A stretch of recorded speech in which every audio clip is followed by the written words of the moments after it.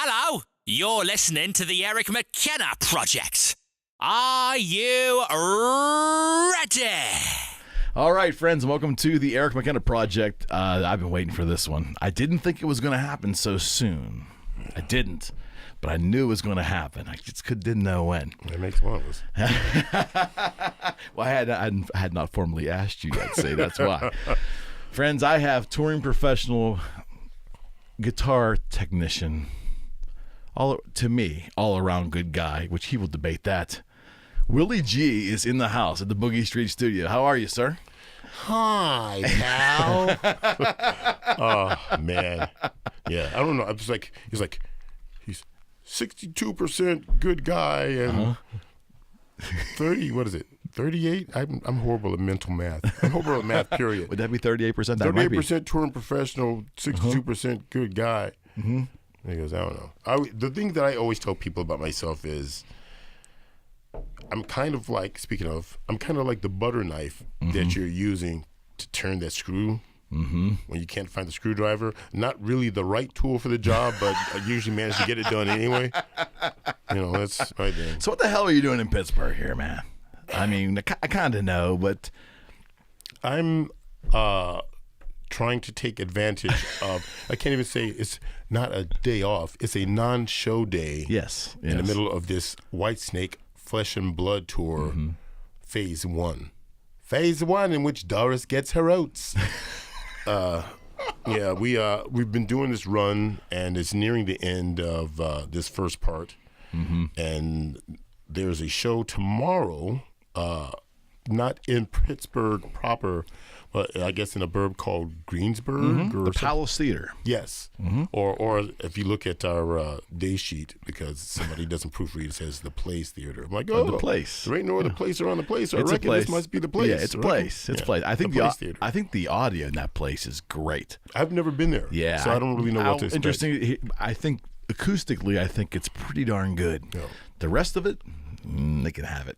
I'm like, am I going to have to not use certain things again? No, you'll be all right. I just saw Al Di Meola there a couple months ago. Really? Yeah. I paid. My wife actually paid for, the pre thing, which was only me and two other people. But we got to sit through sound check, and he was cordial. He must be mellowing with age because even to have that package is probably rare for him, right? I had a friend actually in Costa Rica, is a really good guitar player down there. And he went, and we didn't really know what to do. I said, tell me how he is, because I heard that, you hear these stories about, Ginger Baker is a real hard case, he's supposed to be and I'd heard, I can't even pinpoint what the sources were, but just over the years, I heard a lot of times that sometimes Di Meola is not exactly the most pleasant person, but he said he was great. So, I don't know, maybe he was visited by three spirits, one with a bell to, so it mellowed him out. I don't know what happened to him. But I think he got remarried a couple years ago, and I think he's got a little one now. And it seems like he's mellowed, and it seems, at least from his, again, what do we have to go by? Or he's taking it all out on them and leaving the rest of us alone. He could be. I know that I've just been a big fan for years of him, and he suffered with tinnitus. I think really he suffered with tinnitus for he obviously probably still is, right? I mean, that doesn't go away. But I think that has to be incredibly difficult for someone who's so musically driven like he is, right? I mean, just to think about it. But I was impressed that night, because something unusual happened, Will, and I've been wanting to ask you your opinion on this. So here's Al Di Meola, and it was primarily an electric set with maybe a 4-song acoustic break in the middle. Al Di Meola had a bunch of guitars on stands up there and played one the entire show. How is that possible? Okay, let me get to. Did he bring the Black Les Paul out? Or was he just playing all the PRS stuff? He played the rainbow flamed PRS, the black LP from late 70s. Elegant Gypsy was there. It looked like that was the one on a stand, and there was Marzio pickups. Right. But anyways, here are the gear noise that we are. But he played one. I was astounded by that, because there had to have been some change in tuning that would require changing guitars, something, the whole night. I don't know how guys do that either, but there's Chris Broderick was one of these guys where he might have a couple guitars out there, but he never wants to put down the one that he's playing. When he was playing with Nevermore, and I was doing backline with those guys at one point, I would have to a lot of times find him and get the guitar from him to like line check it, and then he would take it back. It's like he never would put that guitar down. He wouldn't play the backup one. He wouldn't warm up with the backup one. He wanted to play the one he was going to play on stage. Yeah. And even when he was doing Megadeth at one point, he was changing his own strings. He wouldn't let his guy change the strings. That's kind of strange. Yeah. Chris Broderick, that's what I'm saying. So where's the camera? Which one am I looking at? We got multiples. Chris Broderick is a very strange young man. But a good guy from what I understand. Yeah. He's see, I'm like, what is it? What'd I say? 38% good guy. Chris Broderick is probably more like around 58.3% good guy. I know one thing. He's one badass guitar player. Oh yeah, totally. Yeah, and you've been around. We'll get into all that stuff. But so you're out with Whitesnake right now. Yeah. So David Coverdale, he's still got the pipes, huh? I mean, I think so, because I mean we're talking about these guys getting really up there in age now. This isn't 15 years ago when hey, our heroes are getting older. It's just that they're really getting up there now. When people say that, so I just keep thinking I get these like. There was a TV show that maybe it started on HBO Showtime, but when I saw it was on Comedy Central, and this would have been in the 90s, and it was based around this guy that grew up his whole life watching television. So whenever he's having a conversation with someone and they say something, it would trigger like a flashback to like a movie or television show that he saw when he was a kid. So you said that, I just had a flashback to these fans who complain because they go to see some of these bands live, and some of these guys they're getting older, right? So they're tuning down. Oh yeah. And when you said we still had the pipes, I just flashback to people like, oh, why do you tune it down? And so there's these arguments out of that. I just started laughing right away. But yeah, Coverdale, it's amazing sometimes. What he can pull off, because it's just his energy level in general. Right, it's just so high. Right. And I think any true fan of these bands should be able to appreciate all aspects of their performance. You would think so, right? I know it's the age of the internet, and we're going to talk about that too, Willie, because I know that's one of your favorite subjects. But anyways, you're out. This is this is Whitesnake. Yeah, this is a little bit of a change for me, but not much of a change. Yeah, I mean, so. None of their shirts have skulls on them, No skull, no fires, no demons, no. We got some pretty nasty looking snakes on the field. Snake. Some of the snakes look like okay. You're looking at the business end of like but whatever kind of snake it's supposed to be, but I'm just I'm kind of attached to the whole skull thing, and I'm a little bit disappointed. I might have to talk. Can we get like a skeletal snake or something? Skeletal snake. It's Whitesnake. Well, they were like skeleton is like ivory bone. Yeah, I get that, but I mean when I think of Whitesnake, I think of the song "Slide It In," which to me was I thought that was always a better song than what made the pop era in the late '80s on MTV. That's what a lot of people say. In my opinion, that's just my opinion. That's all. But I'm going to quote somebody. Go ahead. Somebody said like that. It's like, my Whitesnake era was like all the stuff up to John Sykes. It's like not like all this legato stuff. All these guys that came after that came in and made it all like wimpy with all this legato playing. Wimpy. I thought that was hilarious. No, but I've heard that argument as well. I've heard that argument too. But everybody's got their opinion, and it's man, don't they? But don't you think? Let me ask you this: have you found over the years, because I told Fred Quall the same thing forever, your perspective on rock and roll / heavy metal fans is probably different than me as a fan and someone who was on the peripheral of everything. So, has the internet made us just so jaded now, when before the internet you were just a fan of the band and you could actually overlook a lot of the stuff because you didn't know about it, number one, right? And number two, we weren't so critical. We were there to have a good time, listen to the music. We weren't there to analyze the show. And I think that there's bands that have always been technically proficient, like Yes and Rush, where nitnoids who knew that music inside, not kind of like me, would go and I would hear something different, but it wouldn't ruin the show for me. But now people go to the show looking to give it a scorecard, or almost like taking inventory on what went wrong. Do you think that's basically happened because of the internet? Technology, the internet, and the advent of social media has ruined a lot of stuff and spoiled a lot of people hopelessly beyond repair. I think I'm so annoyed with so much of this stuff because, like you said, when we were younger, we found out. Here's the thing. Back when we were younger, all those aeons ago, we're the same age, by the way. Many moons, yeah, we're the same age, 53. We found out a band was coming through. Yeah, young 53. Yeah. At least on this side of the table. Yeah, on that side of the table, I'm just like, I feel like I should be checking my denture. Nah, you're good, man. You're good. You're good. But we would find out a band's coming to town. You'd go and you would stand in line to buy the ticket for the show, and you'd get your ticket 2 months in advance, whatever. Day of the show, you'd be standing in line 24 hours beforehand, waiting to get in. You got in, you ran down as close to the front as you could if you didn't have an assigned seat. You went, you bought your drink, you bought your popcorn, whatever, you bought your T-shirt, you bought your program, you rocked, you went home. Mm-hmm. Now these people walk. I've had been at shows where people have come up, total strangers, kids even. I'm talking about they're like 13 years old, asking me, what does my guest list look like? Because they want to get. I'm quoting a young man in the UK that actually came up at Manchester Academy. They asked me what was the list looking like that night. You got to be kidding me. No, they're cheeky, man, these kids. And, I met a kid once that I saw several years before the last time I saw him, and he was from Russia.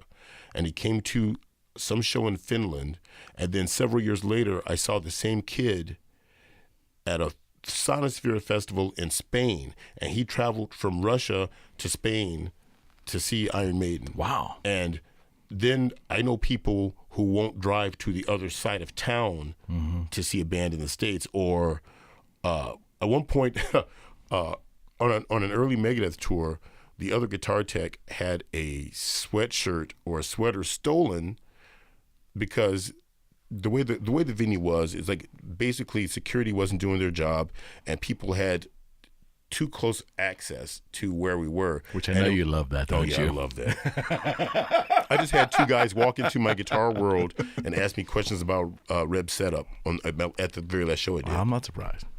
But so this lady was saying that she wanted some sort of souvenir because she drove 100 miles to come to the show. She was entitled to it. Yeah, exactly. There's a whole sense of that. And the guy didn't have anything to give her, just wasn't going to give her anything. So when he wasn't looking, she reached past the barricade and grabbed his sweatshirt and stole his sweatshirt instead. They got to have something. I've had people ask for the shirt that I'm wearing. They think we get everything for free and there's no big deal. And it's like, so let's go right into it. So you have been touring for you've been touring for so long, and your career has stretched back so far that you were touring before the implosion of the internet. It was around early on for you, but I mean the implosion of social media. Yeah. Okay, so let's talk about that. The early 2000s, you're out doing your thing, and the mid 2000s, before MySpace, before Instagram, before Facebook. Was it different? Do you remember it being different? Were the crowds different? Were the expectations of a crowd different? Yeah, because now it's then you went to the show or whatever, and maybe if you looked at a site like Blabbermouth or whatever, a message board, message board, yeah, they were actually nice. I didn't mind those. Entertaining at times too. Very, very. Yes. Shout out to metalsludge.net and Donna's whole board. you ever read that stuff? Metal Sludge picked up a lot of the Boogie Street stuff we did. With all Stevie Rochelle is awesome. Yeah. He's an awesome I remember man. that. I have not heard that in a long time. Yeah. Facebook killed the boards, didn't it? Yeah. A lot of that stuff. But we had a boogie board. We had a boogie board on our website. Remember that? Remember that? Yes, I do remember that. Yeah. Made Freddie famous. Sir Frederick of Hollywood. Yeah, Sir Frederick of Hollywood. We'll talk about Freddie later. Freddie was trying to be here, but apparently he's a Black Label tonight. Yeah. I guess we didn't rate. We didn't rate tonight. Black Label accoutrement am I going to bring with me today? Yeah, I saw that. Will it be the denim vest? Did you see that? The customized by Zakk Wyle denim vest, who spelled his Valhalla Enforced blend coffee all over it. Or will it be the black leather cut with the oversized grommets and the frilly things and the frilly leather dangly bits? Yes, he wore the leather, I guess, and his guest was wearing the denim, I suppose. Is that allowed? Is that? I guess denim was all Fred had at the time it all happened. I think the story that I heard was that he had. I think that went back to his junior high days, and it was like a purple, actually, not even blue. Oh man, he wore purple. Fred Qualo wore purple denim in high school. I heard it was acid washed. Oh, it was acid washed. Oh, we're in so much trouble. Oh man, he knows where I live I'm too. actually, and I love Fred like a brother. We're all joking, but I'm glad he's not in town now because these two together, that's a 6-hour show, which we'd like to do sometime. But I wanted you one-on-one. It was important that you had your own show. But you would have popcorn probably. All of this lemon because I like fancy waters. I was like, you like fancy. You're healthier. Water. I'm not healthy. You have a healthier lifestyle than Fred. But somehow he's in better shape than I am. So. And you guys have toured together. How long have you and Fred been touring together? I don't even know anymore. I mean, I met Freddie like on an Ozfest, and he was still doing Zakk and Ozzy stuff. Right. And that had to be 04, 03? Earlier than that. 02?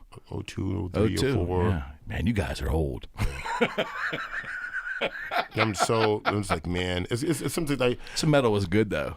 Someone said they were talking to a really young person, and they asked, when were you born? And they said, I was born in 19, whatever that. And the kid goes, what's 19? Ouch. Ooh, so, yeah. You know, so you guys might be younger, but you're real dumb, too. You guys are dumb.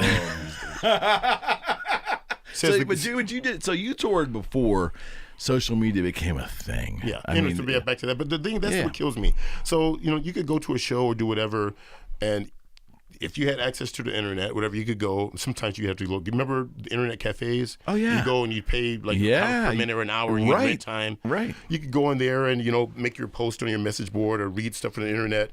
But you didn't lounge around because you were paying for it. People didn't have phones with video cameras in them. And, so now it's like literally you can log on to whatever and watch 1,000 as what did Mr. Burns and The Simpsons say? Johnny Lunch Pail and Joan Housecoat log on, giving their critique of the show. They have absolutely no musical knowledge or talent whatsoever. Okay, so and see video of it from what they posted, because I go to a show now and it's like somehow it seems to be more cameras than people there. Yeah, and everybody's holding the camera. Yeah, so 2 hours after the show's done, you can go and watch the show on the internet, and you couldn't do that stuff back then. And everybody's a freaking expert. Everybody thinks their opinion matters. And whatever happened to the concert being entertainment, and now it's almost like. Don't laugh. It's almost like a personal small investment that if you don't get your money's worth in terms of what you value as a good show, then you bitch about it. Mm-hmm. Right? I'm jumping around all over the place, but I was at a We're going to do that gig. all night, brother. Don't worry. We're going to keep jumping all night. That's fine. I'm doing this free show in doggone it, where was it? I can't believe this is a sign of old age. Was it Megadeth? Central Park. No, it was Oh. Black Eyed Peas. Okay. Black Eyed Peas free show, Central Park. Man, you went with everybody. Oh, well, not really quite yet. Some people don't deem me hireable, apparently. But we're doing this show there, and they canceled it, I think, twice before because of inclement weather. And we finally get the show going, and right before the end of the show, one of the most torrential downpours I'd ever witnessed in my life happens again. I had a guy once, Brian, grab me once fully clothed and jump into a swimming pool.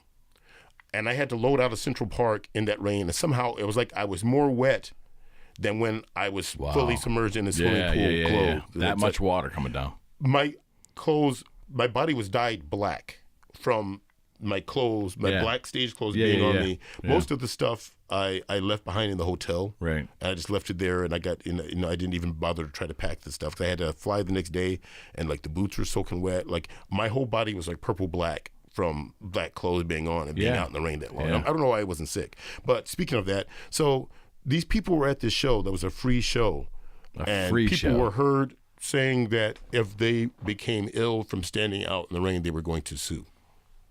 Are you surprised? Not really, but Not I would have liked to know where were they going to start trying to hunt down the person. They're going to sue, right? The weather, you're going to sue God, you're going to sue the city, being up there, the clouds, the government, whoever's in charge of Central Park. Then they'll try to go after the band, the record label. I don't understand, but there's a really big sense of entitlement. Right back to that woman who decided that she drove 100 miles to go to this show, so she deserves to have something. It's like, here's the thing.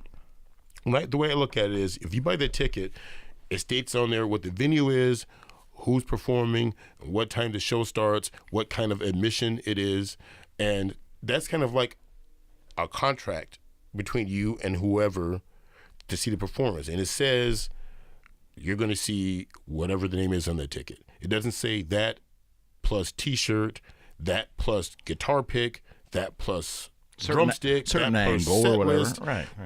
If you happen to get something like that, that's, a little... I hate sprinkles. There's sprinkles on top of the icing on your whatever. Yeah, I don't like sprinkles. You don't seem the kind of guy that would like sprinkles. Just don't mess around with it. What's that for? It's like they don't have any real flavor. Just little things that get in the way and annoy you and get stuck in your, Willie Gee, my friends. not down with the sprinkles. They don't bring any joy and happiness to my life. I don't need their little colorful. Yeah, the rainbow sprinkles are the worst. Yeah, they're the worst. But to your point though, honestly. Is it still entertainment anymore, or is it like a... It's like something for people to do while they wait for the next episode of Game of Thrones to come out or whatever, or when everybody's bitching about shit. I hate that. It's constant bitch fest. Now, full disclaimer. Let's talk about this. I'm going to put you on the spot. Uh-oh. Yeah. I think you can talk about this one. Right. We'll see. We'll see.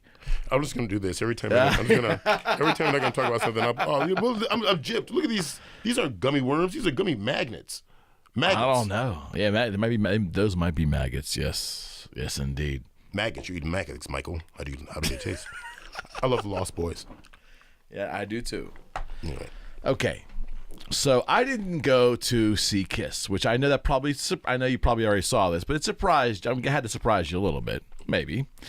My reasoning for it was, yes, my work with Mr. Stanley ended years ago, but that's not the reason. I mean, I still Fran and all those guys. I kind of met you through Freddie and Fran, everybody. So I love a lot of their crew. They're friends. And probably for that reason alone, I kind of screwed up. I probably should have gone and said hi. I regret that. As a fan, I didn't go because it was very apparent early on, just from videos on the interwebs, that there was a good element, a solid, an undisputable element of lip syncing going on. There was also some backing tracks being played along with the whatever was being played on stage. And I thought that while wasn't a money thing for me, I just thought it was a little disingenuous because I had seen the band and what I remember the band to be in all incarnations. And believe me, I'm a Bruce Kulick fan. I'm even a Vinnie Vincent fan for that short period of time. I'm an Ace fan. I love all the incarnations of the band, Willie. But the thing is, to me, this is a cartoon at this point. And if you're calling Kiss a cartoon, that's saying something. Yes. But I'm telling you, I couldn't justify letting that be my last image of that band, knowing that, I can tell that it's not live. So my question to you is, what is your definition of live music? And you don't even have to give me an opinion on backing tracks or any of that nonsense, because I'm sure you've done so many artists, you've seen everything. But I'm asking you... Make sure you turn auto-tune off when the rap part comes in. Willie Gee tip number 1. But I'm saying to you, can you see, because Freddie disagrees with me. He's like, you should have gone... This is what they need to do at this age that they're at. This is what it is. My argument would have been, I could accept it if I would have been told from the beginning that we're going to use technology to enhance our show to make it the best experience possible for the fans. If I had known that, and they would acknowledge that, but see, what you have here is a band that has slagged other acts, Mr. Simmons, Mr. Stanley, for years. Audible video proof out there, them slagging other acts for using auto-tune backing tracks. Now, when I say these things, a lot of the people I've worked with over the years, probably members of the contingent of the band, fans, they get angry with me because I'm like no longer, I don't know, how dare I criticize the Almighty. It was, to me, again, if I was going to pay $300 for a prime seat, $1,000 for a prime seat, I want a live fucking show. Exactly. Live means that the guy's singing into the microphone, and that's all I hear. I don't give a shit if he can't carry a tune. If he's tuned down a whole step now, and it sounds like sludge half these songs, at least it's live. It's real, exactly. And that's my only bitch, man. I'm not trying to be an asshole. I just don't understand how you can sell a ticket. They played here, and what's a shame is, Willie, I've been waiting and waiting for Kiss to play the indoor arena in Pittsburgh. The last time they played indoors was 2009 in this town. They play in the shed every year. Shed every year. And the sheds are okay, but it's Kiss. You need to see it inside, right? Yeah, exactly. Okay, my point is they played inside. It would have been an amazing... the stage looked amazing. Everything looked great, but it's not real to me. If it's not real, I'm not... It's like... Am I missing something? I mean, if I am, please tell me, because I'm asking for somebody to explain to me why I'm wrong. Kiss is a subject that, at least at one point, I guess kind of still is kind of like near and dear to my heart because, I grew up listening to my oldest sister's British Invasions, primarily Beatles records, and Kiss kind of became my Beatles, So those guys have been getting my money for a real long time. Real long time. Good statements. Willingly. Yeah, willingly. You willingly gave. You know how long it takes a 11-year-old kid to save enough money to buy issues of magazines just to get like one Kiss article that's like hit parader, man. I still have this stuff saved like in a suitcase at home. All the stuff from like 1976 or 77, and Boston Magazine because they had one Kiss pin up in it. That whole deal. But you were in Chicago, right? Yeah. They played Kiss on the radio then, right? Yeah, I discovered they Kiss. never played him in this town. Are you kidding me? No. WDVE, I'm incriminating you now, from 74 till 96 when they the reunion tour, right? When it became a cool thing all of a sudden. Oh, the cool kids listen to Kiss, right? Because they're back together. DVE wouldn't play them at all in this town, so it was even harder for a Kiss fan in Pittsburgh. Well, I'm just saying, possibly, very possibly. But I'm saying it was even harder for us to dig the band because we got no exposure. So continue, please. I heard them before I saw them. Around the time when they started making noise with that Alive album, I was right around the age where I could operate the radio without getting yelled at for touching stuff. And I was fooling around one night, and I dialed in like a rock station, and the live version of Rock and Roll All Night was on, and I heard that guitar solo. And so I didn't even know what they looked like. I only know you would have been like 9 or 10, right? No, I was younger than that. That was like 1975. Yeah, so you would have been 9 or 8, maybe. Yeah, I was like 8. Yeah. And that was the cool story. The live album was what was going on at the time, because first it was Friendin' Comes Alive, and I heard the live version of Do You Feel Like You Do, that guitar solo. I'm like, what is going on here? And then right after that, I heard Ace Frehley solo and Rock and Roll All Night, and I was like, I don't know what's going on, but I think I need to get involved with that. I like guitars. So that's a big pivotal moment for you. Well, that was around the point where, like, I've wanted guitars around since probably I was 3 years old. I don't know what it is. I was just drawn to the guitar. Mm-hmm. I remember, I must have been probably 4 at the time. 'Cause I remember we moved from a house that we lived at when I was about 4 or 5 years old, and we still lived at that house. So I know I was about 4. And there were some teenagers that lived next door to us. And I was looking out the window, and I watched one of the teenage boys next door. His friend came over to the house with an electric guitar in his hand. And my mom had to grab me because I decided I was going to go out and talk to this kid and talk him into letting me check his guitar out. Okay. So I know that I've had this thing, and I used to get toy guitars when I was a kid. I never got a real guitar. And I just had this thing where I wanted a guitar for almost as long as I could walk, like Mego action figure Batman and electric guitar. I got when did those Migos come out? I remember I had a lot of those Batman with the removable cowl Batman. I remember that too. I could retire if I still had all the stuff that I had. Yeah, back why in the would day. throw all that stuff away? I didn't. I gave my stuff away to this girl I went to high school with, younger brother, because I figured I'm graduating high school and going away to college, something like that. I caught myself trying to mature myself. I gave away like the Hall of Justice and all these Migos. So she sent her kids to college on that stuff. I probably won't let you know. Who knows what happened to the thing now? But it's like, man. Yeah, man. I had the Big Jim Kung Fu studio. Kung Fu grip. Remember G.I. Joe, the Kung Fu grip? Yep. I had Big Jim and Big Josh. Yeah, I remember that. They had the Kung Fu studio with the fake brick wall. And you can make him karate kick, and he'll kick through the brick wall and all that. Man. So it was always guitars for you, though. Basically guitars was the thing, but I kept getting. I think the pivotal point was I saw Kiss on the Paul Lynde Halloween special, and somebody at the house had a Valentine candy box left over for some reason or another. So I decided that the shape of the Valentine candy box was kind of like a flying V, and I stuck like a piece from a Hot Wheels racing car set onto the box to be the neck of the guitar, and I put thread around it, and to make the pitch change, I would just bend the neck to make the string go tighter, and I was like that. So my sister saw me doing that, and so she decided that she would get me a guitar. I got a guitar maybe a year later or something like that. Right. But the Kiss thing, that's kind of what got you initially interested in guitars. Right? I was really interested in the guitar, but by the time I heard that guitar solo in Rock and Roll Night, it's a Les Paul and a Marshall stack. That's all you need. But so I've had that whole thing, and I've watched over the years. I've watched this transformation of stuff happen, and as it's gone on, I have arguments with people about this all the time. It's like, well, we saw him, with Ace, and Ace can't play the songs and blah, blah, blah. It's like, for me, Ace is kind of like my generation's Keith Richards. Keith Richards never really got... Great analogy, Willie. It's like he's sloppy and he messes with that, but it's Keith Richards, And Bruce did great, in Kiss, and, Tommy definitely, helped out some things, and Tommy's a hell of a player and everything, but it's not the stuff.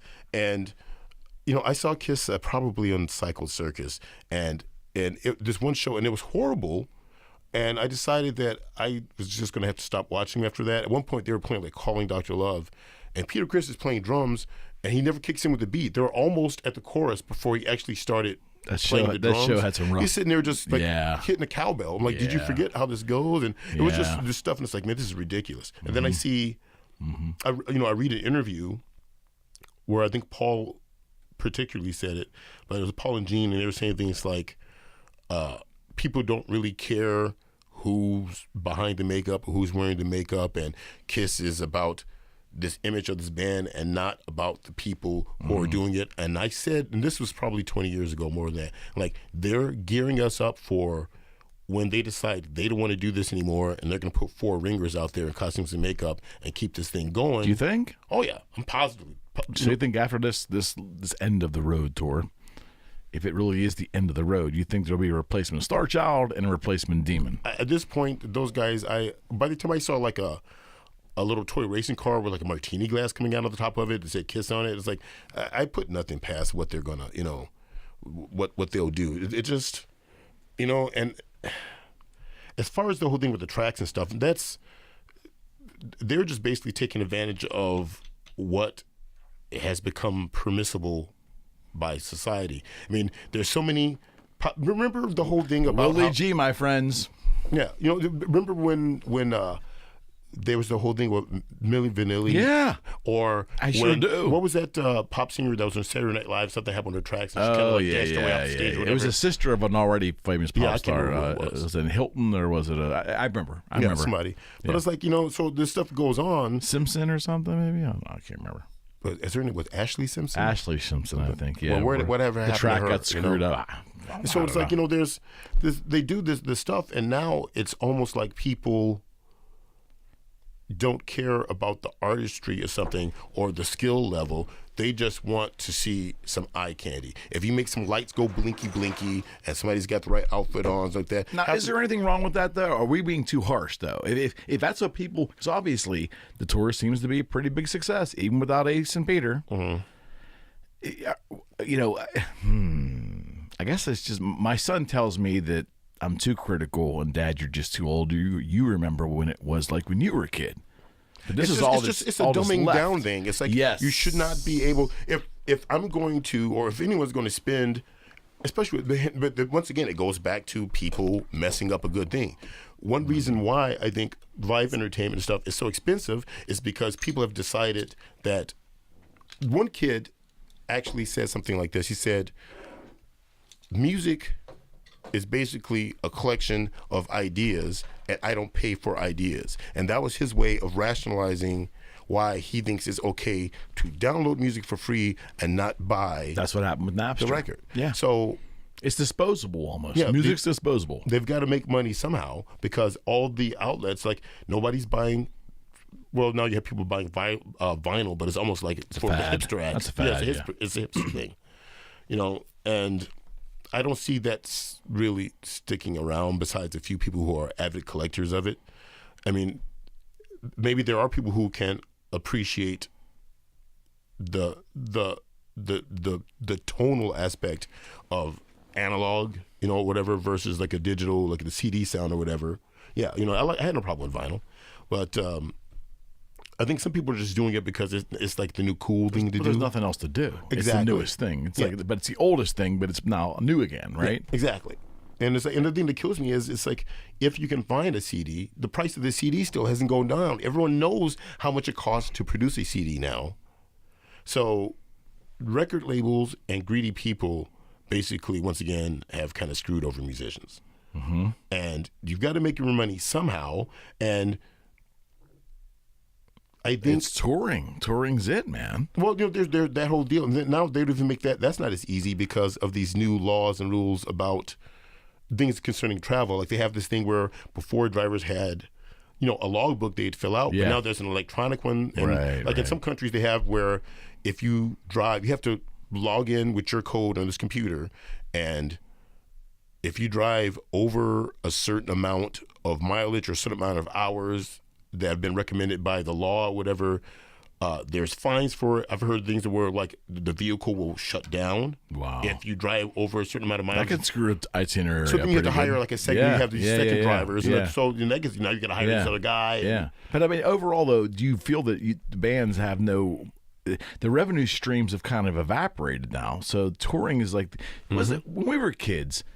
Wasn't it more you would tour to support the album sales and hope to break even on tour? Now, some bands sold a lot of merch, but basically, if you broke even on the tour, that's great because that would propel the album sales. Now, the album's a throwaway. The music, so if you don't tour, you make no money.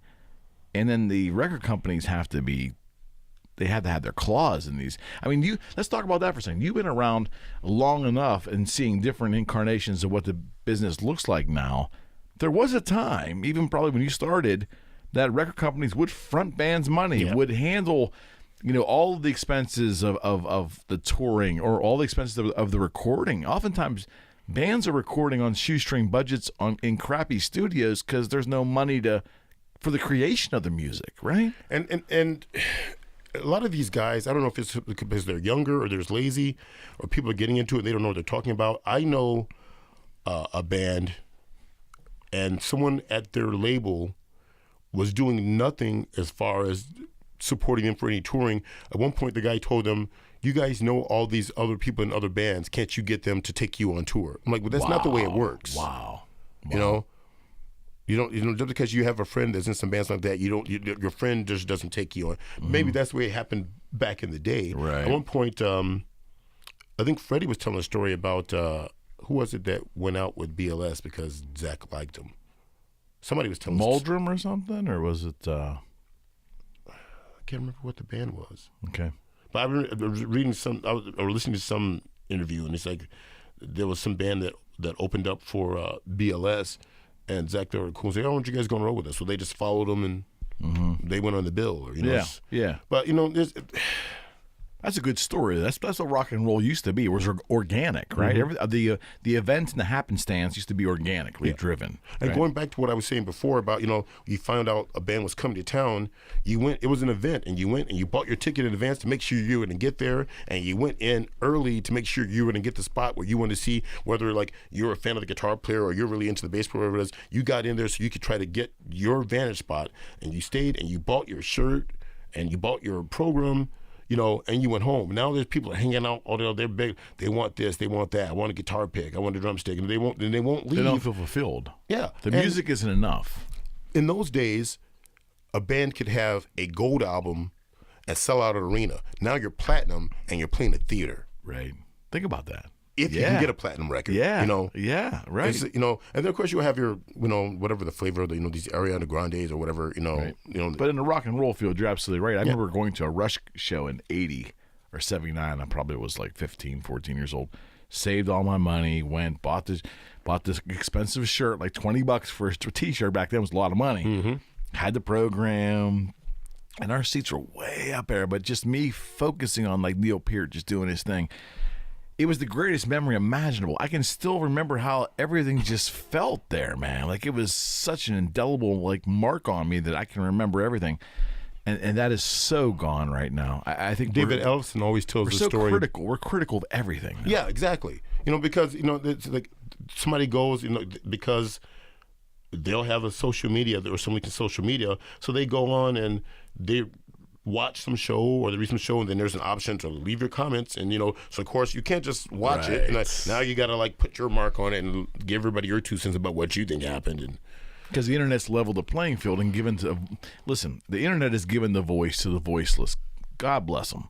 But it also, and I get criticized for this, Willie, but I say it's given a voice to those who probably don't flipping need it or deserve it for that matter, right? I mean, because I feel like sometimes there should be like almost like an IQ test or something, just to have to have access to the, you know, or there's certain scores like, okay, now you can get on, but only for 3 minutes. But you can't comment or anything. You can't post. You can view, but you can't interact. You can't impression. Or they say, okay, now you're smart enough where you can comment, but you're not smart enough where you can make a post of your own. You know, unless you go and open up your own website. Yeah. Or that you can't go. You know, just because it's like this stuff. Oh man, it's had to complicate.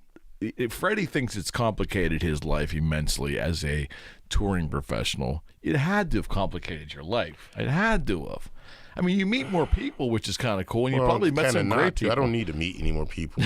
I mean, seriously, it's like I realized the other day, it's gotten to the point where, like, when I'm home, and people that I know are going to be mad because there's so many people. I've got friends, I've got people I've known since the 80s who haven't seen me sometimes for like in like years. They'll like live 3 miles from my house. Sure. But it's got to the point where I'm so scarred from forced interaction that I go home. That's deep. I find myself doing things like going out to, like, say, get groceries in the middle of the night right before the store closes because I'll encounter fewer people. Mm-hmm. You know, that's sad. Because I just don't want to, you know, just. You just get tired of it after a while. I mean, like Fred kind of gave me the same story to a degree. It was Fred has maintained, and I want to get your thoughts on this because you guys did tour together for a while. He maintains that it was a cooler environment before there was social media in the world. As a touring professional, going to shows, interacting with people, getting to see some familiar faces in different cities and so forth. But his contention was that it got kind of nice because you could connect with these people on a regular basis, but it was almost too much. Mm-hmm. Yeah. Because the thing is, it's like, I don't know, there's some people it wasn't like, special anymore. It's like, I don't know what it is. If they can't get somehow to someone that has some level of celebrity attached to them, prestige or the connection. next best thing is to get to the person who is next to the person. That's it. So you have these people that, and you try to figure out, like, how rude do I want to be to this person? This person's a fan of the person that I'm working with, and they're nice enough. But I mean, there was a guy who kept sending me messages online, and he would get real personal. He's asking questions about, like, various, like, you know, musicians, like their married life and all this kind of stuff. And it's like it's like, who is this guy? You know, it's like, at one point he asked me about a guy, and he asked me something about, like, you know, some questions related to, like, infidelity. And then Wow. He was very deranged. He was convinced that he was going to form a band and become a famous musician, even though I don't think the guy had ever been in a band in his life, and I don't even know if he really knows how to play anything. Wow. I never really talked to him, but he would like, so he would ask me these questions, then he'd go, you know what, never mind. I'll just ask them myself when I become famous and we're friends, and I'm friends with them. I'm like, this guy at one point said, I was just thinking, when Dimebag got killed and stuff like that, it's like, if I become famous, when I become famous, is that going to put like my wife and my children in danger? And I'm like, he's asking you this. Yeah. Or how he was concerned about, I'm going to say names. This guy was convinced that he was going to have some sort of relationship with that woman that plays guitar with him, Orianthi or something like that, because he said he would send her messages and then she would put a picture on social media that had some sort of reference to what he was saying to her. He was delusional. Yeah.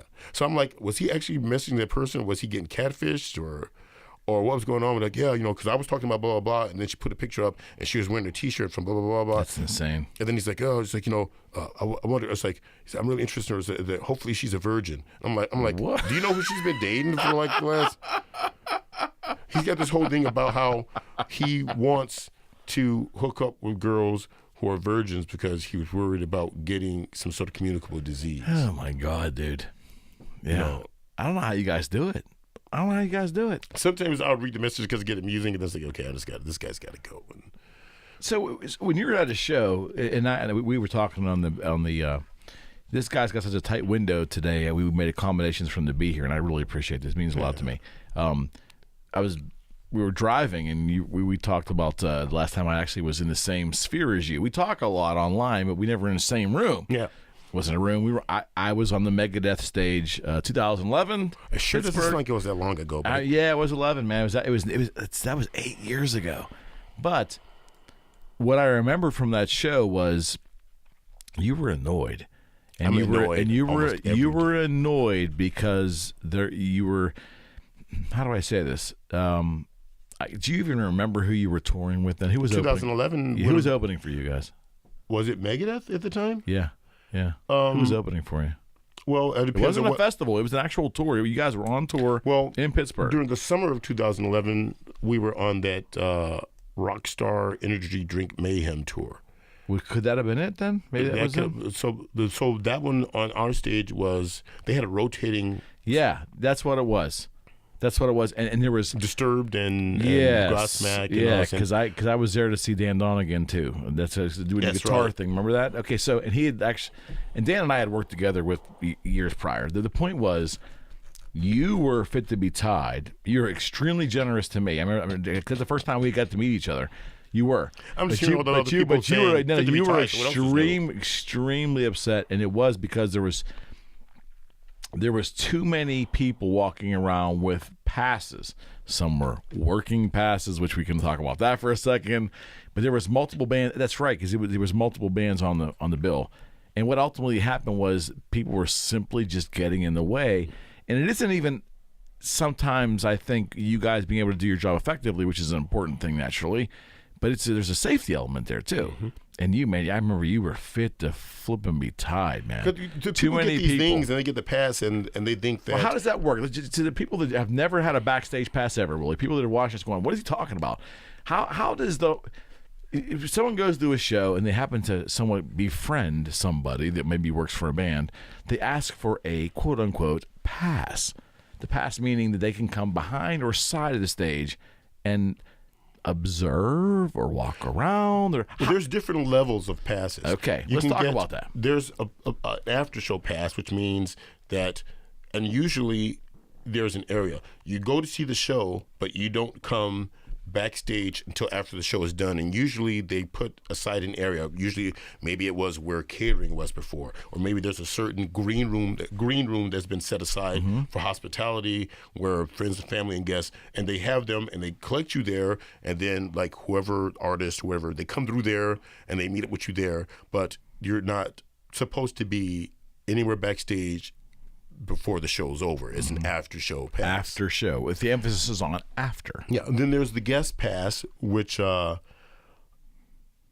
you to come back, but you're supposed to be escorted by someone who has an all-access laminate, which would be like someone who is in the band or the touring party that has all that. And then from there, there's a working pass, which is normally given to the local crew or something? Certain members of the local crew, like the venue runners, maybe whoever the local promoter is or the stage manager. The hands will sometimes, if you're on call all day long, because usually what happens is they have some hands that will come in, they'll load the band in.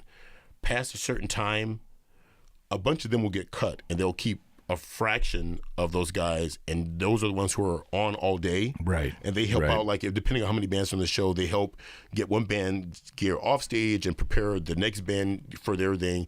And then at a certain point at night, people come in to load the band out. So maybe the all-day guys may have working passes. The runner, who is the person that's out doing the errands, we need you to go and pick up 2 cases of Bud Light and a case of Perrier and some lavender scent. That's hold on, I won't get into that. I need Michael Devin here. Pardon me, but does anyone have any lavender for my scrotum? Oh, beautiful. That's like, anyway. But yeah, so the runner goes and does all that stuff.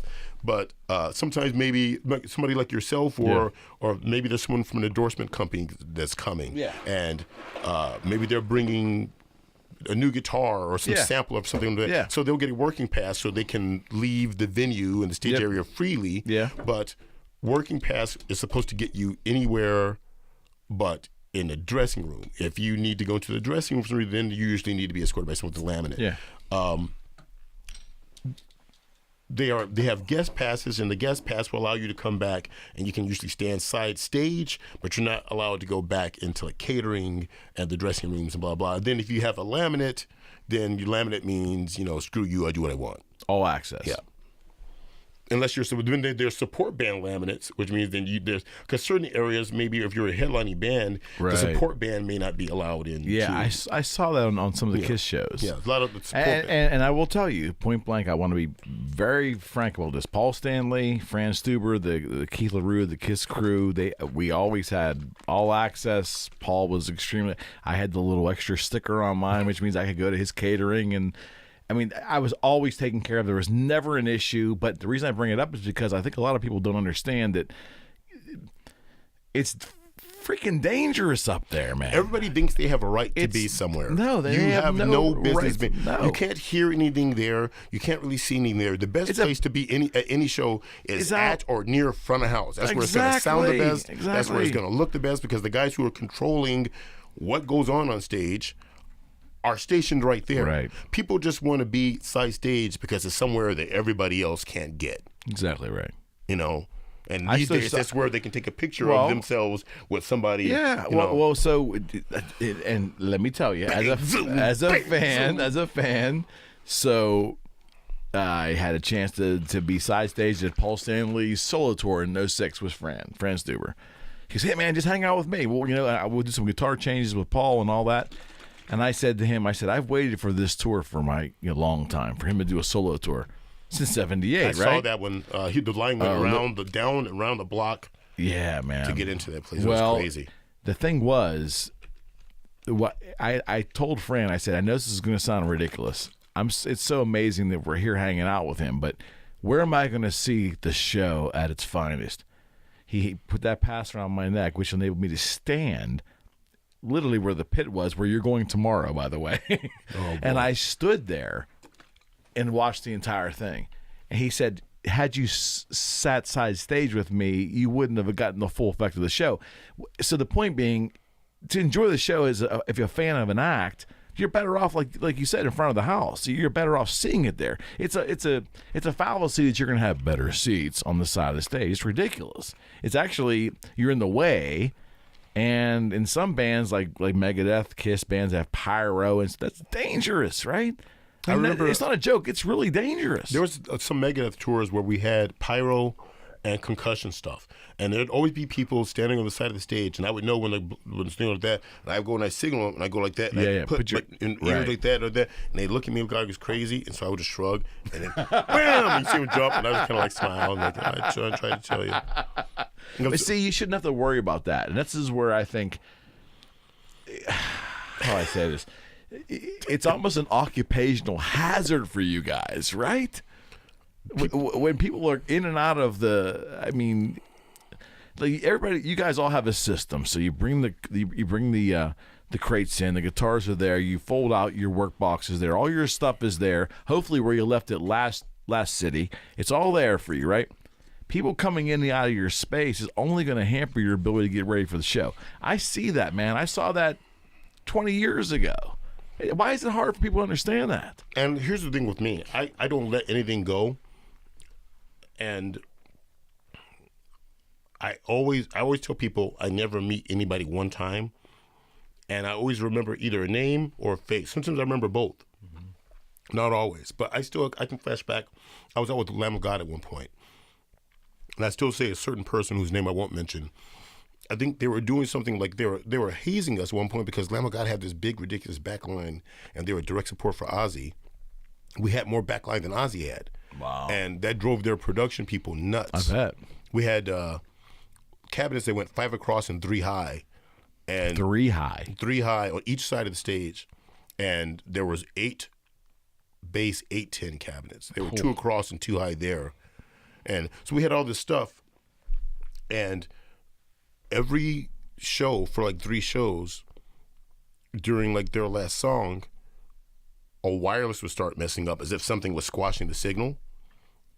And I'd ask like the Ozzy crew, did you guys turn it up? And they would say, we didn't do anything. I'm not doing it. They're doing something. Eventually they went out. They actually You're getting got hijacked, buddy. They went and they got extra backline after a few shows to make themselves look bigger. They only got fake cabs or whatever because it looks so ridiculous. We'll talk about that in a second.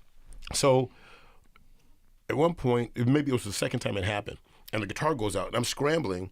I'm getting a cable to try to plug the guy into the cable to finish the song, and this girl is, I said, she keeps tapping me on the shoulder. What? I'm not trying to, I've got like 75, 80 feet of cable. While you're working? Yeah. Mid-show? Yeah. And I'm scrambling to get them plugged in. She's like tapping me on it. I'm like, what? She goes, can I have a beer?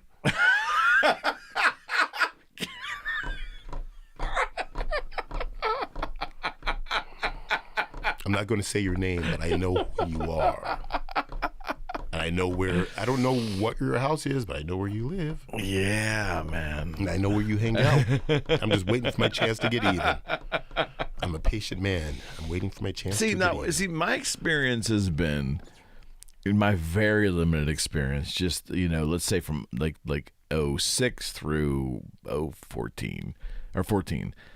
The KISS shows I went to, and it's probably, I've been very fortunate, and the generosity's been great, but at no time, there was times that I was standing places I wasn't supposed to stand, and they were very, very cool. Like, you know what, probably not the best place for you. I'm like, that's fine. Let me get out of your way. There was never a contention that I had to see anything I wasn't going to see or hear anything I wasn't going to hear. I never stood side stage to any show ever. I didn't really even want to, and I don't know. So KISS ran a very tight ship, meaning that there was security walking around. If you were not where you're supposed to be, you're getting the fuck out. Mm-hmm. And some bands probably have some of that, but they were like a machine, man. You just did not piss around with them. They were, was Megadeth often like that too? Because it sounds like they might not have been, because you had to deal with that, right? Well, I mean, I don't know who like the side stage people would be, but they would be. Especially with the pyro, they were a healthy distance away. I would think so. Sometimes maybe, it was so-and-so's cousin, or maybe, some in-laws or whatever. You have to be worried about pissing the wrong person off too, right? Because it might be family. Granted, I get that. But I'm saying there's always has to be some kind of, you don't know who's who. If they're wearing a laminate and they're kind of dressed for the concert, you don't know who the hell that is, right? I mean, if I see them doing something that is an eyebrow raiser or something like that, if I don't ask them myself, I might call and say, hey, there's some party over here on stage left. You may know who these people are. Okay, so but that's an annoyance. Yes, that's an aggravation. Yeah. And it takes you away from your job. There's... Go ahead, man. Just let it out. Let it out, Willie. we had a day off in some town somewhere, and someone met some young people who hooked up a certain somebody in a certain band with some certain substance or substances. Drugs. And these young people were given tickets and some sort of access pass in appreciation for what they done. Right. So next thing you know, I saw them there and I was like, oh yeah, these people did, I'm like, okay. But then I see them and they're running around backstage and they're like jumping on the drum risers for all the band's drum kits and taking pictures of themselves like on the drums and picking up stuff, and they're running on everyone. It's like, you guys aren't supposed to be back here right now doing it. It's like, what are you doing on the drum riser, Or there's one guy that was friends with the drum tech, and he was looking for the drum tech, and the guy wasn't anywhere around his work area. And I guess this guy decided that he wanted some drumsticks, and he thought his buddy's going to hook him up. And it's like, yeah, he's not here. I don't know what to tell him. He goes, I'm just going to get him. It's like he would give him to me anyway. He climbs onto the drum riser and starts taking sticks. It's insane. There's this whole thing of like this entitlement. That is insane. It's like, you guys, it's like, that's why I just don't, don't come to the show. I tell everyone, it's like, who controls all the backstage pass issues? I always that's wondered the other about thing. There's that. so many people think that like they've seen too many 1970s TV shows or sitcoms where like, oh, I was at the mall and a runaway security cart almost ran this guy down, and I pulled him out of the way, and it turned out he was the tour manager for blah, blah, blah, and he gave me 4 tickets to the show for saving his life. People think that we're literally walking around with like tickets and passes in our pockets. And that almost, Fred said that too. Yeah, it almost never happens. Every once in a while, maybe you'll have a pass or two, but you don't have tickets. Mm-mm. And it's kind of, that's why you see the younger kids that are asking, like the kid in Manchester asked me what was the guest list looking like. But then you get like some older guy. That's crazy. I'll be down the street from a venue, maybe getting something to eat real quick before I run back in there. And somebody's like, look at me and I'll have like a cruise shirt on, listen to me on radio. And right down they go like, you got any free tickets? Sure. I got 30 of them. How many do you need? What do you think this is? This isn't Saved by the Bell. Saved by the Bell. Like whatever, this stupid, All right, so let's wind it back a bit. So the guitars were your thing. You leave high school. Obviously, you're a Chicago native, right? Well, I was born in Gary, Indiana. But, that's my family's less from than an there. hour's drive away. Yeah. 30 miles. Yeah. And the Gary Works. Yeah. So just a steel town boy on the Saturday night. Here we go. That's how he pulled that one out from like the Netherlands. I heard that on the radio the other day, and it's stuck in my head. Okay. It's kind of appropriate that being in Pittsburgh all of a sudden. Mm-hmm. We are the Steel City. We probably really aren't the Steel City anymore, but that's our moniker, and we flip and use it. Let me tell you. Nobody else has claimed it yet, so that's exactly. Well, our football team's named the Steelers, right? There's a reason for that. Sorry, because you stole all those Super Bowl wins. Stole the Super Bowl. Stole the Super Bowl. We get good calls. That goes back to the 70s. We get good calls. I only argue hockey and Chicago Cubs against Chicago White Sox. I don't care about anything else. No, I get that. But you're always in that Blackhawk cap. I support you for that. I support you for that. I don't have a Hatebreed hat that's in good shape enough to wear yet, because I keep getting them stolen, or I give them away to people like in South America that beg them away from me. So like next time, Get this man a Hatebreed cap, somebody. Well, I gotta be Wayne and Burnsy, Matt Byrne. Those guys, they usually make sure that and actually Gabriel, their European merch guy, I owe him some stuff because he actually hooked me with some stuff. They keep me with some things, but I have not been able to see the band perform in a while, right. And we've been at some festivals together, but I'm too busy to go to the merch area. That's gotta be a bitch, man. And you know what, Fred always complains about that too. There's bands actually on the bill on some of these festivals you really want to go as a fan. Yeah. Leave the stage, go out and just like mingle around and watch. That's not what we're there for, so that's not what we do.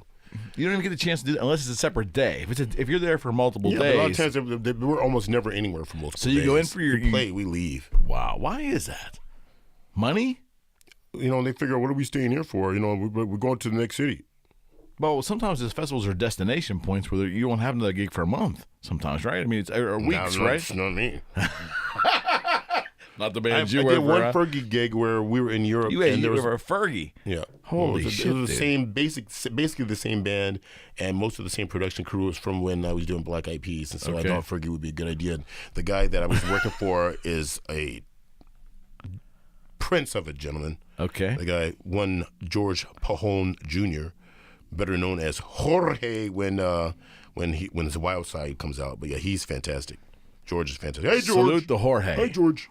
Yeah, George is great. The whole band actually is great. Those guys, Tim, they're nuts. But yeah, but that's we did that thing there, and I was in Frankfurt, Germany, for the better part of a week because we finished.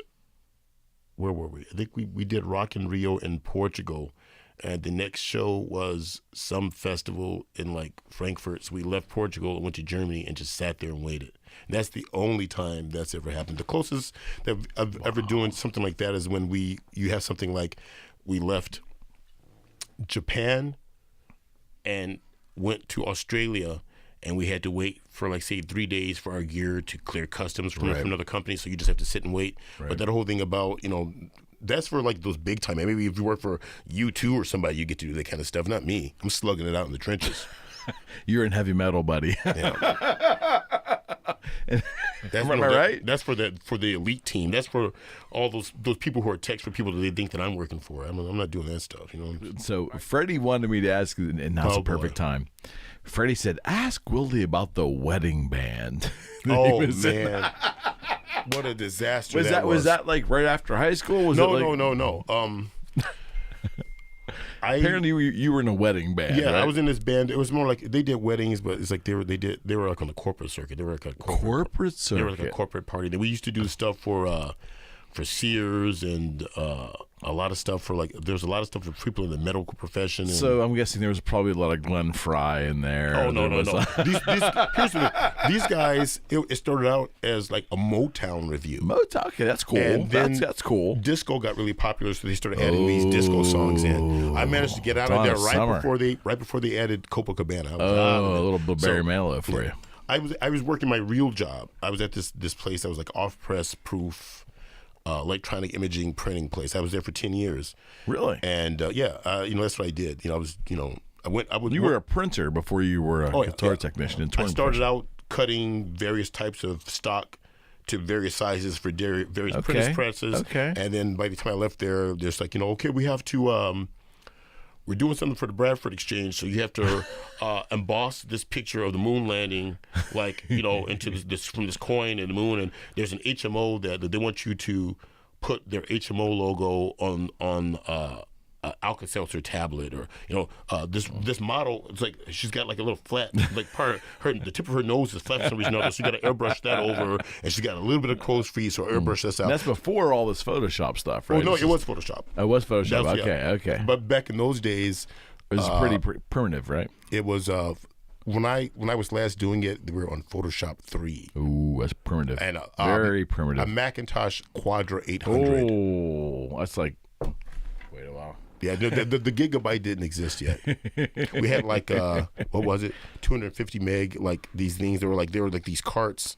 Yeah. That were like a giant floppy drive, but it was like a disc in it. God, I remember. And maybe they're like 250 megabyte total. Whatever. I think I'm getting a text message. Let me turn my ringer off. Good. Idiots won't never. Let's see, I got laid off from the place, but at the same week, basically, that I was getting laid off, some neighbors of my mom had this band, this like Motown review, basically. And they had some shows, and they needed a guitar player. Now, the heavy metal band that I was in at one point used to practice in the basement at my mom's house. Okay.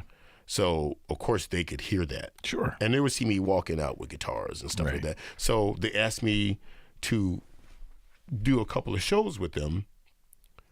And a couple of shows turned into me being in this band for like 3 years, right? Holy hell. As I tried to find another full-time fruitlessly, basically, for like 3 years.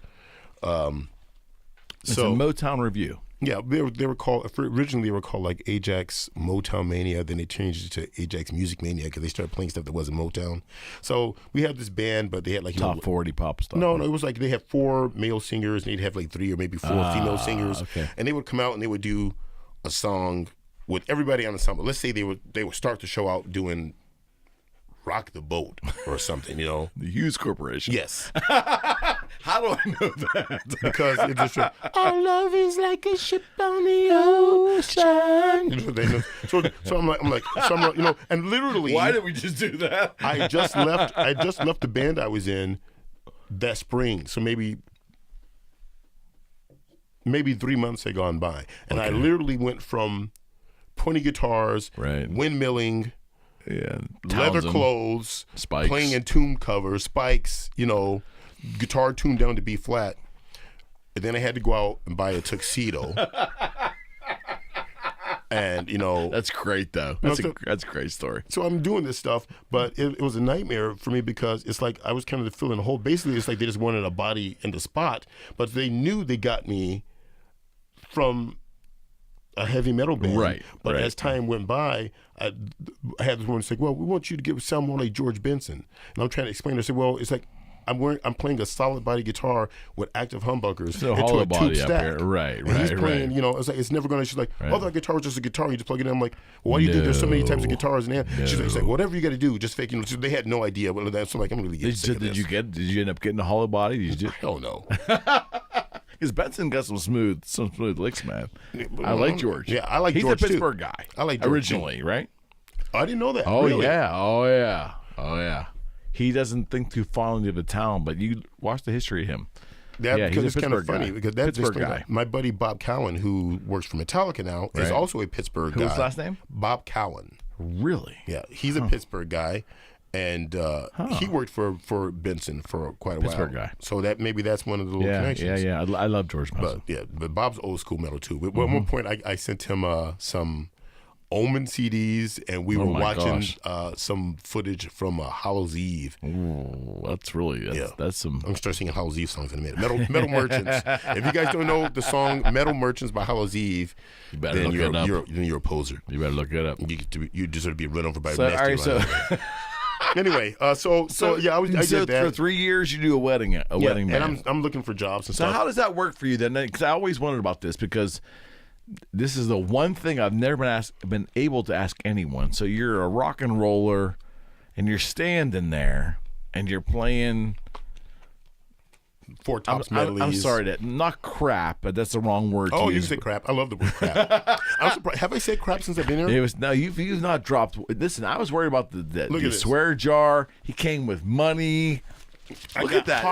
I even have something to loan him if he isn't ready. But I purposely went and got changed. Good behavior, man. I went and got changed just so I could, you know, because I just haven't been fired up enough yet. When I start, we're getting there. So, so how do you stand up there and play, you know, like the Bee Gees and all that shit? I mean, crap. The worst part of it was when we did some other corporate event. We did a corporate event. And it turned out that the place, the company that we were doing the show for, a woman that I used to work with at the printing advertising place, her husband worked for this company, and it was like some kind of company dinner thing. Oh, so all of a sudden now I'm standing up there with this monkey suit on, and literally at one point I think we were playing Staying Alive. Oh my God. And just to break up the boredom, because like it was like a review thing, because we had like, you know, these guys, you know, and they would do like costume changes and stuff. Yeah, it was a whole. We used to bring our own PA and lighting, and you know, it was a thing. But you didn't have to change. You were just no. I just with it. But the stuff I had to wear was bad. Right? At one point, we had these long coats that were like this deep green color, like a brocade kind of weird. Deep green. It was like a forest green. Don't tell me you had ruffles. No, it didn't have that, but pleats. But I think they wanted us to get something like that. I think I just had like a regular, like a wingtip shirt maybe or something. Oh my Lord! Or I might have gotten like a collarless. Yeah. But it was like this long green. It was like mid calf almost. It was like a zoot suit coat that was dark green with this weird brocade like embroidered. You ever know that what do they call that wallpaper with the? It's not paisley, but it's almost like a floral kind of. Oh my God! Yeah, we're wearing this crap. So I'm standing up there and we're playing Staying Alive, and then she comes up and she's standing looking at me like, you know, with her mouth open like, I can't believe that. And so me and the other guy who was playing guitar at one point I was the only guitar player. Then he added this other guy, and we would get bored, so we would just clown. So we would like imitate the singer's dance moves. Oh my So Lord. we were doing these dance moves. Then I look down, and this woman just staring at me with her mouth open. I'm like, what is going on? I'm like, man, it's one of those things where it's like, I really hope that none of my friends catch me doing this. It's hard for me to envision you playing in a wedding band. I'm just putting it out there. How did you stop from overplaying, though? How did I what? I'm sorry? Stop from overplaying. I mean, if you're hearing like basic 1-4-5 melody and it's just pop music, it's you just want to let loose. Well, but before that, like there were these guys. It wasn't the same kind of music, but there were these older guys when I was a teenager that lived like the next street over. I hate to say this, but they were kind of rednecky, And okay. they would set up they would set up in their backyard and they'd get some beers and they would like go and they'd jam. Play Skinner. Exactly. Allman Brothers. No, not Allman Brothers. They would play Skinner. They play Doors. They play stuff, and I could hear them from my house. And I knew all those songs because my older sister had, between like the older stuff like Beatles or Kinks or whatever, I grew up listening to that stuff. And then the other stuff that came up later, like Skinner and stuff, I started listening to the radio without getting yelled at by the time I was like 8, So Skinner and Boston and Nugent, all this stuff was on the radio. I kind of knew how to, so I hear these guys playing these songs. And one day, I don't know what I got one or both of my parents to agree to let me walk over there and like watch them. And they told me, to go get my guitar and come back, and I could play. So I started playing with these guys. I think the youngest guy was like 27, but at the time maybe I was 16. Yeah. I was 16 or 17. Yeah. The youngest guy was 27. The oldest guy maybe was like 35-ish. Wow. So I would go on the weekends if they were set up in the backyard. They say, why don't you go get your guitar? And then I'd go and I'd jam with them. And one of their other friends would go there and he'd bring his 12-pack. And, before they get done, he'd be half in the bag. And they decided they were going to put together a bar band, but they couldn't have this guy play because he would always get drunk and he couldn't play the stuff. And he's wasted about a third song, right? Yeah, so I felt bad because the guy, he was real friendly with me. I remember he gave me my first Stone guitar pick. I need to get some. I really like Stone guitar picks. Yeah, man. I was like, man, this is like the attack and I was like, this is it's a huge attack. Yeah, he gave me one of them, and then when they put together the band, they decided they were going to put me in and not this guy because of his drinking. Yeah, he got miffed. I'm sure. I started playing bars when I was maybe. Was I 18 or 19 years old? That's crazy. But I was playing all radio. We played anything. Couldn't drink, but you could play. I didn't want to drink. I know. I remember saying that the irony of it all. Yeah, I would always be nervous. What point do I get caught and thrown out? And because the drinking age was 21. I'm like 18, 19. I'm in this bar. Same thing. Yep. Same thing. With these older guys literally playing Leonard Skinner songs. Yeah, so it's funny, that song Black Betty by who? Ram Jam. Oh my God. But I think that's a cover. Actually, I don't think they wrote that. I didn't know that. But the video, have you ever seen the actual video? Man. They're in their backyard, someone's backyard, right? Some guy in a 4-wheeler or something, and a 3-wheeler. And it's 78, right? 77. Brown fringe jackets and Well, that's the envision the picture you painted me was. It looked a lot like that. Yeah, like Black Betty, right? Yeah, it looked a lot like that. A lot of PVT-40 and PV combos and old 1973 Slingerland 3-4-piece drum kits. That PV and stuff from the South, man, it's just is so. I mean, you don't see it up here, right? Well, where I'm from, you still see a lot of PV gear because there was a store that was a PV dealer. Yeah, and.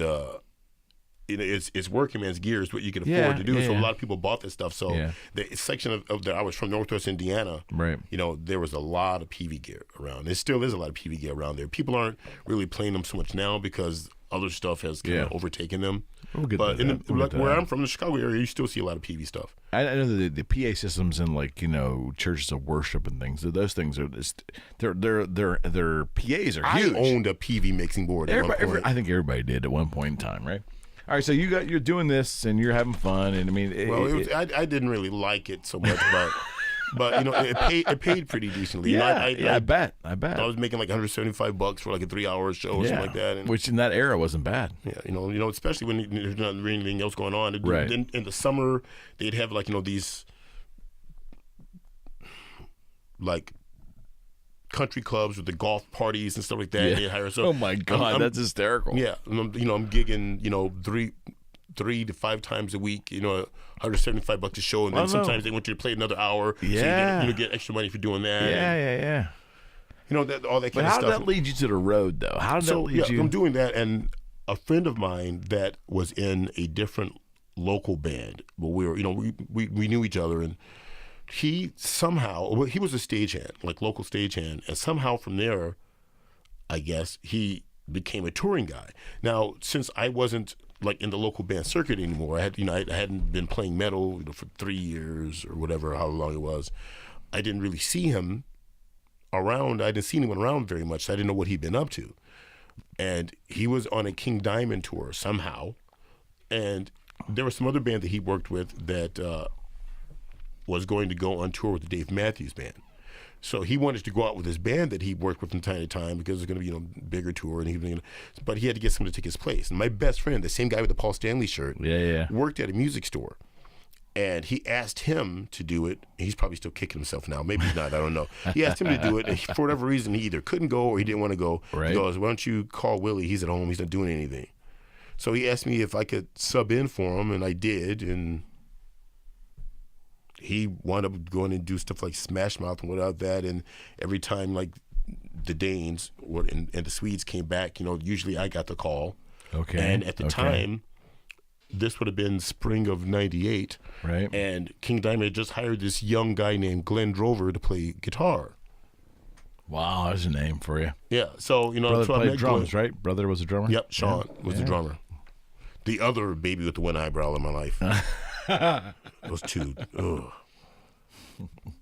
But so I met him. We got along really well. Right. Glenn's he was really impressive for me because he had technical chops, but he kind of was a streets player too. He played, with Phil. He liked technical stuff, but he also liked David Gilmour. Yeah. One minute, they were playing him and the bass player Chris Estes at the time. They would mess around and they play a little bit while they're waiting. I remember at one point they were playing some Mr. Big stuff. I think they were playing Addicted to That Rush or something like that. And then he was playing like some Pat Travers band stuff, and I think Boom Boom, right? they were doing. He's a real big fan of Heat in the Street. Yeah. Glenn's a Canadian, so he's like Kim Mitchell. Absolutely. And, oh my all these God, guys. Kim Mitchell. Yeah. That's a name for you. Yeah, he was into all this stuff. Glenn is a strange guy. Right. So he was really that. So we got along, and he's a big Kiss fan as well. Yeah. And so we got along real well, so I kind of became Glenn's guy after that. Whenever he did stuff. I was supposed to be out, funnily enough, talking to Hatebreed. I was supposed to start working for Hatebreed, and Glenn... Late 90s, right? No, this would have been the summer of 2004. Okay. And Glenn called up and says, "Hey, I wound up doing this audition for Megadeth, and I think I'm going to get the job. And they're talking about going on tour for a real long time. And at the time, he hadn't really been doing anything. He hadn't toured really for years. Yeah. And, he'd been married and he had a kid, and, he was really, and he hadn't been away from his family in like 3 years, Mm-hmm. So he's like, they're talking about being on the road for a long time. And, I haven't been away from, from my family and my son like that. And I kind of need some familiarity around me. Can you come out and be my tech? Mm-hmm. So I had to back out of the Hatebreed gig. Gotcha. And I agreed to go and work for Glenn, and so and there it was. Yeah, so that's it's all his fault. Then at one point Sean was going to come in to be the drum tech, but things didn't work out with Nick Menza, right? And Sean became the drummer. For you. Holy Nick hell, was man. actually the drummer when I was there. And gotcha. It just didn't work out. So like 10 days or something before the first show, Sean Drover's the drummer. Wow, that's crazy. Yeah, it was. I was living in interesting times. I can't imagine. So the volatility was high in that band at that moment, right? See, so let me take it all the way back to the early 90s. What I loved about Megadeth was there was a rawness to it, and then I started following Marty. When Marty came out with the solo stuff in the early 90s. Dragon's Kiss, man. Yeah, man. And Kitaro, the Japanese producer, did some of that work with him. Scenes and other stuff? Yes. Scenes. What an album that was. Yeah, man. And so it was so different than what I had heard in Megadeth. And it was like, wow, this guy is so dynamic and so off. That album Scenes really resonated in a big way with me. And it was so anti everything I was listening to at the time. It was a way to unwind, so to speak. And I guess I kind of dismissed Megadeth a lot in the 90s up until that point where, Freddie and I connected. That I just know, even well before he was ever in there. But Symphony for Destruction, those songs in the 80s, I guess maybe that was the early 90s. That was the early, early that would have been like 92. That stuff was like, it was so awesome. But then there was a lull for a while. Like, it was, not that he was not putting out stuff, but it was just something was missing to me. Mm-hmm. Then it, like, the balls came back. I was going to say, what was it, the balls? The balls. So how did you become Dave's Tech? The guy that was teching for Dave at the time quit. And they tried to, there was a hiatus when there was nothing going on. Right. Give me a year. Give me an idea of a year. This would have been 2007. Okay. But I did stuff for Dave the whole time I was there. I was just never the guy who was handing him the guitars on stage. Sure, yeah. Days off, setting up things in the rehearsal room, whatever, endorsement stuff, answering questions. At one point, I remember this. I'm going to tell Mustaine story. This is great. Let's have a few. This is when he was working for, he was endorsing ESP. Yeah. And I don't know why. We tried to get him, by the way, at Washburn. I just want to let you know. David Karen actually at one point said, David, I love David. He's like, we want to build a guitar for him. Yeah, because they knew I was going to sell it. Boogie Street was going to run behind it, right? I couldn't, and I think he'd already made his arrangement with Dean, yeah. Yeah. Oh, I wanted to die when I heard he went with Dean Guitars. I'm like, you went where? Yeah, that was heartbreaking for me. Because I thought for sure he was going to Jackson. I could have sworn he told me he was going to go to Jackson. Yeah. Washburn, we gave it the college try. He actually was really interested in Hamer, but I didn't think Hamer could keep up with his demands. No, so. I think they kind of folded shortly after that, right? Or they got merged into Cayman? Yeah, they went to FMIC. Fender? Cayman first. No, Fender Command. first, then Cayman. Come on, yeah, right. Was it Fender first, or was it? I think it was Command first, and then okay. Fender. Okay. And or did Fender just take Command? I think they did. They took command of Command. They did. Ovation, baby. Yeah. No, I think those guys opened up the original shop, and they're doing those things there again now, though. But that's neat. Oh, yep. So, good memory. I'm a guitar geek. No, I know, but David wanted it. David came to me and said, "Hey, if we get Mustaine, would you?" I guess, "Do you have to ask? Do you have to ask me if that happens?" You should have hung up on. Here's $100,000 immediately. Pre-orders, boom, bring them. Yeah, the guy he sells some guitars. That's for sure. Yeah, no doubt. So, he was with ESP. I remember this day because I'm thinking, here, let me get Here we go. I don't even know where the square jar is. Let me just put that on right there. Right there. Okay. Goes to charity, by the way. This is like maybe 2006 or something at this point. Yeah. And you can tell what year it was when I say this. Dave's Tech at this point, I think, was somewhere amusing himself. He was sitting like, if you're Dave and I'm me, I'm here and I'm working one of Glenn's guitars. I'm doing work. Dave's Tech is 20 feet away, baby. Let's say he's 20 feet away. Yeah, probably. yeah. He might be at maybe where the God Save the Queen print is. Yeah. Sex Pistols. You ever feel like you've been getting cheated? Or whatever he said. Yeah. Do you ever feel like you've been getting cheated? And then he dropped the mic, right? Man. It's a great moment in rock and roll history, man. There was a few of them with those guys. Yeah. I want a job, I want a job, want a real job, I want a job that pays, I want a job. He was, to me, though, he was the man. That's my opinion. I got the public interest limited stuff with Steve Vai on it. It's like, some of it I can dig. Believe me, I've looked at a person many times and made the road rise with you. Anyway, so let me get to this. Sorry for deviation. You told me it was going to happen. He's less than 20 feet away. Okay. I'm there slaving over a hot Floyd Rose, getting ready for the show. Right. Mustaine gets 2 ESP Eclipses in, which are basically Les Pauls. Yeah. Dave Mustaine standing there with 2 Les Pauls. Real Les Pauls? No. They're Eclipse. Okay. But you know what he normally plays. No doubt. He's got 2, and one's black and one's a gold top. And he decides that he doesn't like the gold top because is not the right color gold. Isn't have sometimes the gold. Everybody top color, has that issue. yeah. Yes. Sometimes the color would vary. Paul Stanley's preachers weren't the right gold color top. Exactly. We had a problem. So he didn't like that, and he had the black one. So he turns to Sean Drover, who plays guitar, and he's a pretty damn good guitar player, I'll admit. But he's the drummer. He turns to Sean Drover and asks him which one he wants. And Sean doesn't really know what to say. They say, oh, well, whichever. So I don't remember which one Sean picked.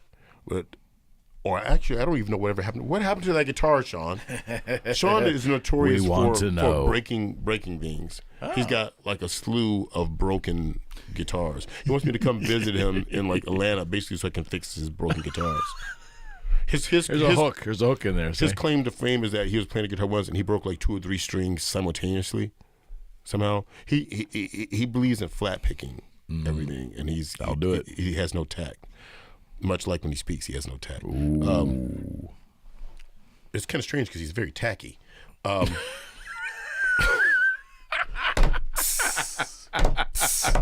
3 shows Still nightly. not vulgarity out of this guy, I want to say, by the way. Okay, so I'm getting to that. I'll get to that. I'm going to put every bit of vim in. He prepaid vinegar. already, right? So, like I said, I'm sitting there and I'm slaving over this hot Floyd Rose, and Mustaine walks up with 2 brand new Japanese-made ESP Eclipses, a black one and a gold top Custom one. shop version. Yeah, and doesn't like them, whatever.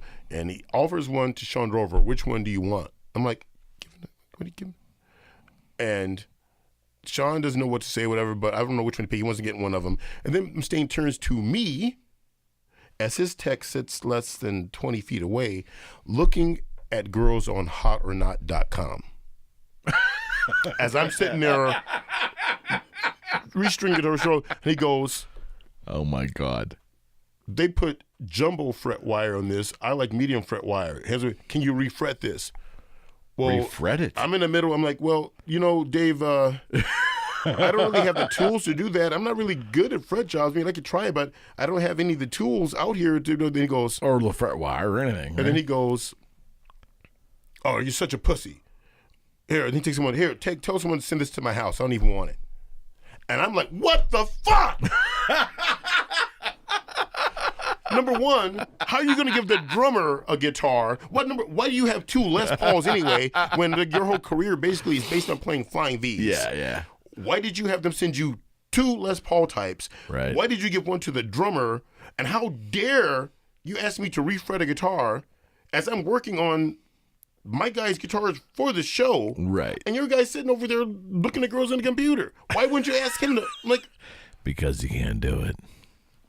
And that's the way things work with us all the time. I remember at one point, we had like some scrim design or something on some sort of like framework that someone had made to cover the back line. And there was like a piece of the metal from the framework poking up over the line. She's like, yeah, you see how that is here? What's that? It's like, you can see this part. That looks real hillbilly. I don't like that. How can we fix this so this isn't... I'm like, we got a stage manager. I'm just, why are you asking, So, I had to get these calls before we even pull into the parking lot of a hotel on a day off. My phone's ringing. We tried calling the other guy. He's not answering his phone. You got to find the truck, in the parking lot of the venue and pull something out for Dave. And you got to go with Dave to go to Guitar Center, blah, blah, blah. So I was always doing stuff for him. Yeah. I just wasn't a guy handing him guitars, Right. Right. So, and then when they tried to replace... this guy quit, and then nothing was going on.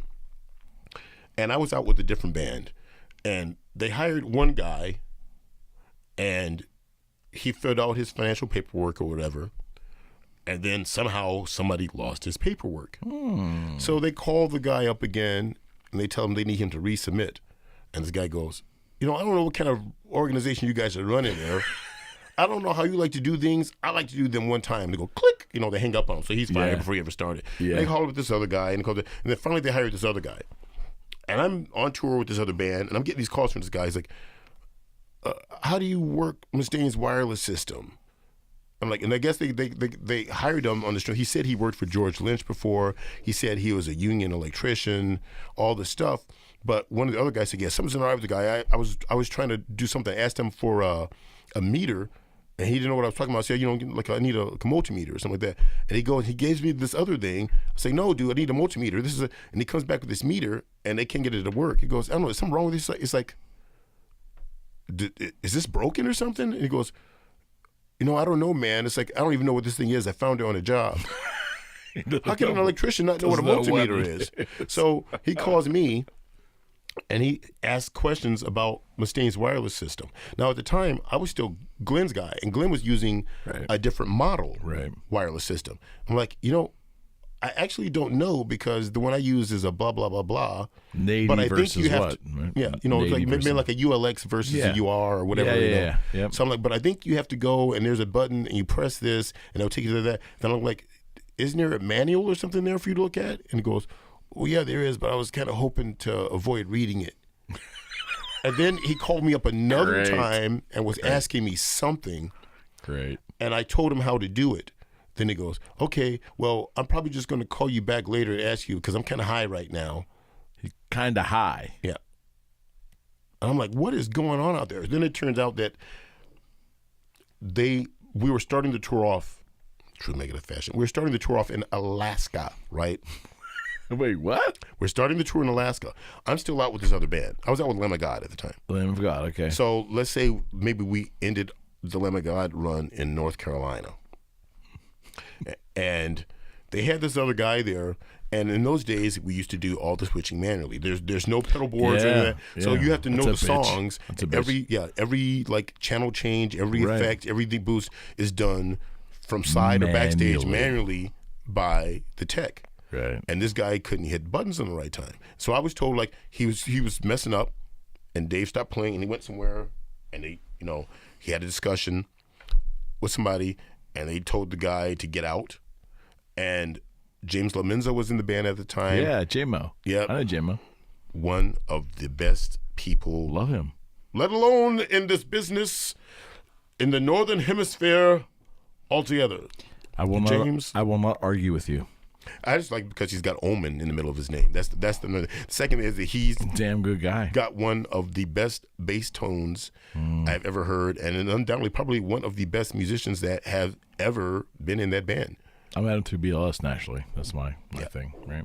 I was on the Ozfest when they were on there when he was on there. I'm like, that's like a White Lion. That's good guy, man. I didn't even know that he had been playing with David Lee Roth at the time when he was doing BLS. I found that out later. Yeah, he's fantastic. I can't say enough good. He's on that great race show. Did you see that? Yes, I did. Yeah. I couldn't believe my mind blown when I saw that. I was so disappointed when they wound up like me too. That. But I was pulling for him. Anyway, so. A friend of Laminzo's happened to be there, and they told that guy to go home and pack a bag. They're bringing him out for help until they could get a new guy hired. So the day before the tour, they fired Dave's tech. And little do I know, so I finished my gig like in North Carolina, and I have to fly to Anchorage or something. That's crazy. And I show up, and they go like, "You're Dave's guy now." Wait, what? Yeah, I'm like, what? What happened? Yeah, well, they fired him. He couldn't get in. They fired him. And we went to the airport. This is James's friend. What was it? I can't spit his name out. I was just talking to him a few months ago. I saw him on the getting old, Willie. Yeah, I've been bad like that for a while. It's like that's all right. The guy. I remember he collected Warwick bases. He had the Dolphin bases. He had a bunch of those. Warwick. Yeah. I can't spit his name out. It's vaguely French sounding. It'll come back French. to you. Yeah. And so they had him come out and help us. Thank God he was someone that that was competent to do some stuff. But you started a tour in Alaska. We did in Anchorage. Anchorage. No, God, Fairbanks is like what? That was the next show. What? Anchorage first, then Fairbanks. That's in the middle of the goddamn state. Because here's a Sean Drover saying that he picked up from where he bet. No sense. Makes sense. Oh, yeah. Well, that's a Manson thing, but he applied it to Megadeth. Mm-hmm. So, yeah. That's crazy. So that was your first, well, not your first introduction. That was your first. It was my first time standing on stage right and having to do guitars during the. Yeah. So is that a moment, like, I mean, you grew up, like, listening to that stuff, right? I mean, like, boom, and there's Dave Mustaine. He's like, you're like, wow, okay. No, I met him as a fan a few times before then. Sure. I won't get into that right now. That's all right. That's all right. But the first time, they all want to hear it, right? It was kind of funny because when Glenn was hired on, they were talking. A lot of the former Megadeth crew, because Megadeth hadn't done anything in like 2 years or however long, maybe more than that, they'd moved on and done other things. So Dave really didn't have, crew. So Glenn told him, well, I have a guy, and I think he's real good. He said, well, if you got a guy and you think he's good, bring him in. We'll see. But I guess maybe he wanted to see what I was all about. So I get this call from management, and they say, Dave wants you to call him up. Here's his phone number. And they give me his home phone number. Okay, so weird. I call him up. Yeah. And he's like trying to get his like satellite TV to work to watch some kind of like football games like that. And I can hear him talking to his son in the background. He's talking to me. So he's asking me questions and we're talking about some things. And I said some things that made him laugh, I think. But then I looked at the phone like that because one thing before it goes, he's like, yeah, sir, your last name's actually G? I'm like, yeah, it's G-E. He's like, are you an Asian? Are you an Asian? Are you an Asian? So I'm like, yeah, you're in for a surprise, buddy. So that's what I was thinking. So then we're talking. He goes, well, I'll see you like whatever. I'll see you October 7th. I'm like, October 7th?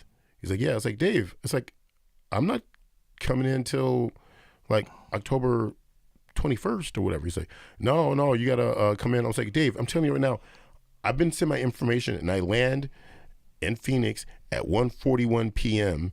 on October 21st. He goes, stand by, hangs up on me.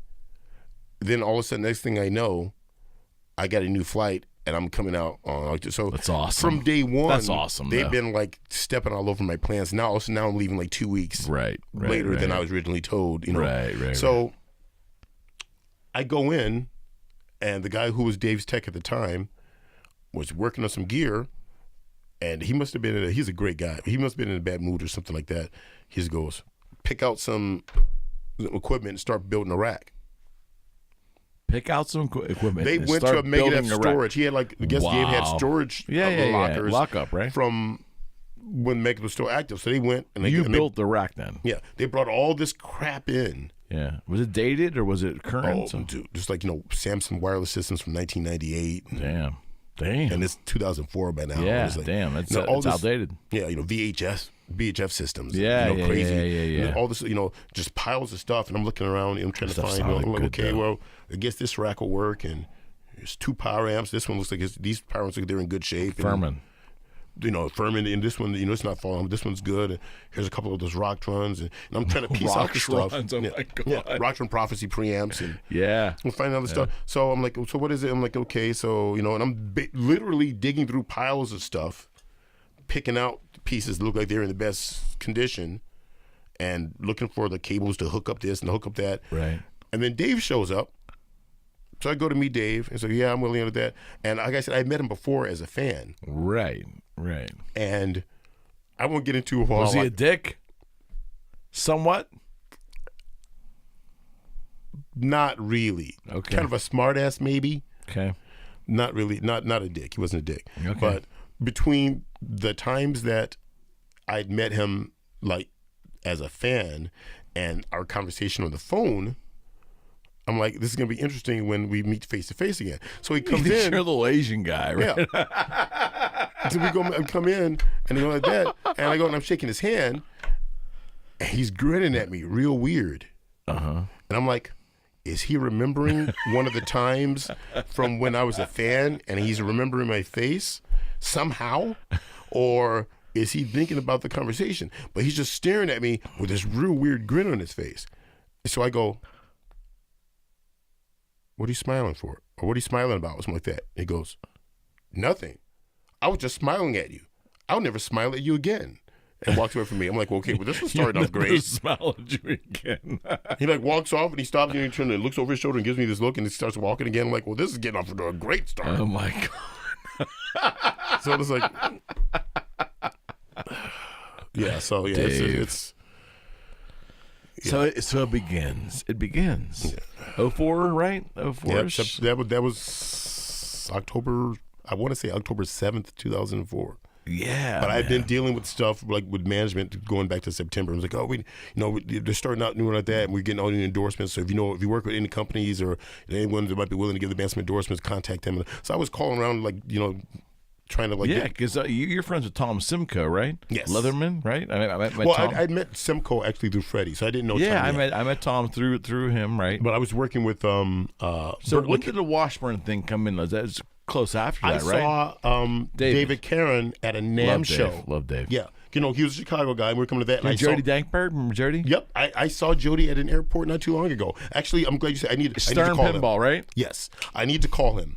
I forgot totally about that. Mm-hmm. I need to call Jody. Thank you for putting Good that in my folks. head. Good folks. Yeah, fantastic. They took care of me, man. I'm gonna tell you, in a big way. Boogie Street, they were like, because they're straight up guys. They're very fair and straight up, and And they had tough jobs too, I think, Willie, because they were, Washburn was trying to smartly, go to all genres. So we had Alkaline Trio, remember them band? We had a bunch of we had Fall Out Boy before they were even a thing. Mm-hmm. They became a thing later, but I think David was trying to juggle multiple genres of music. It was tough.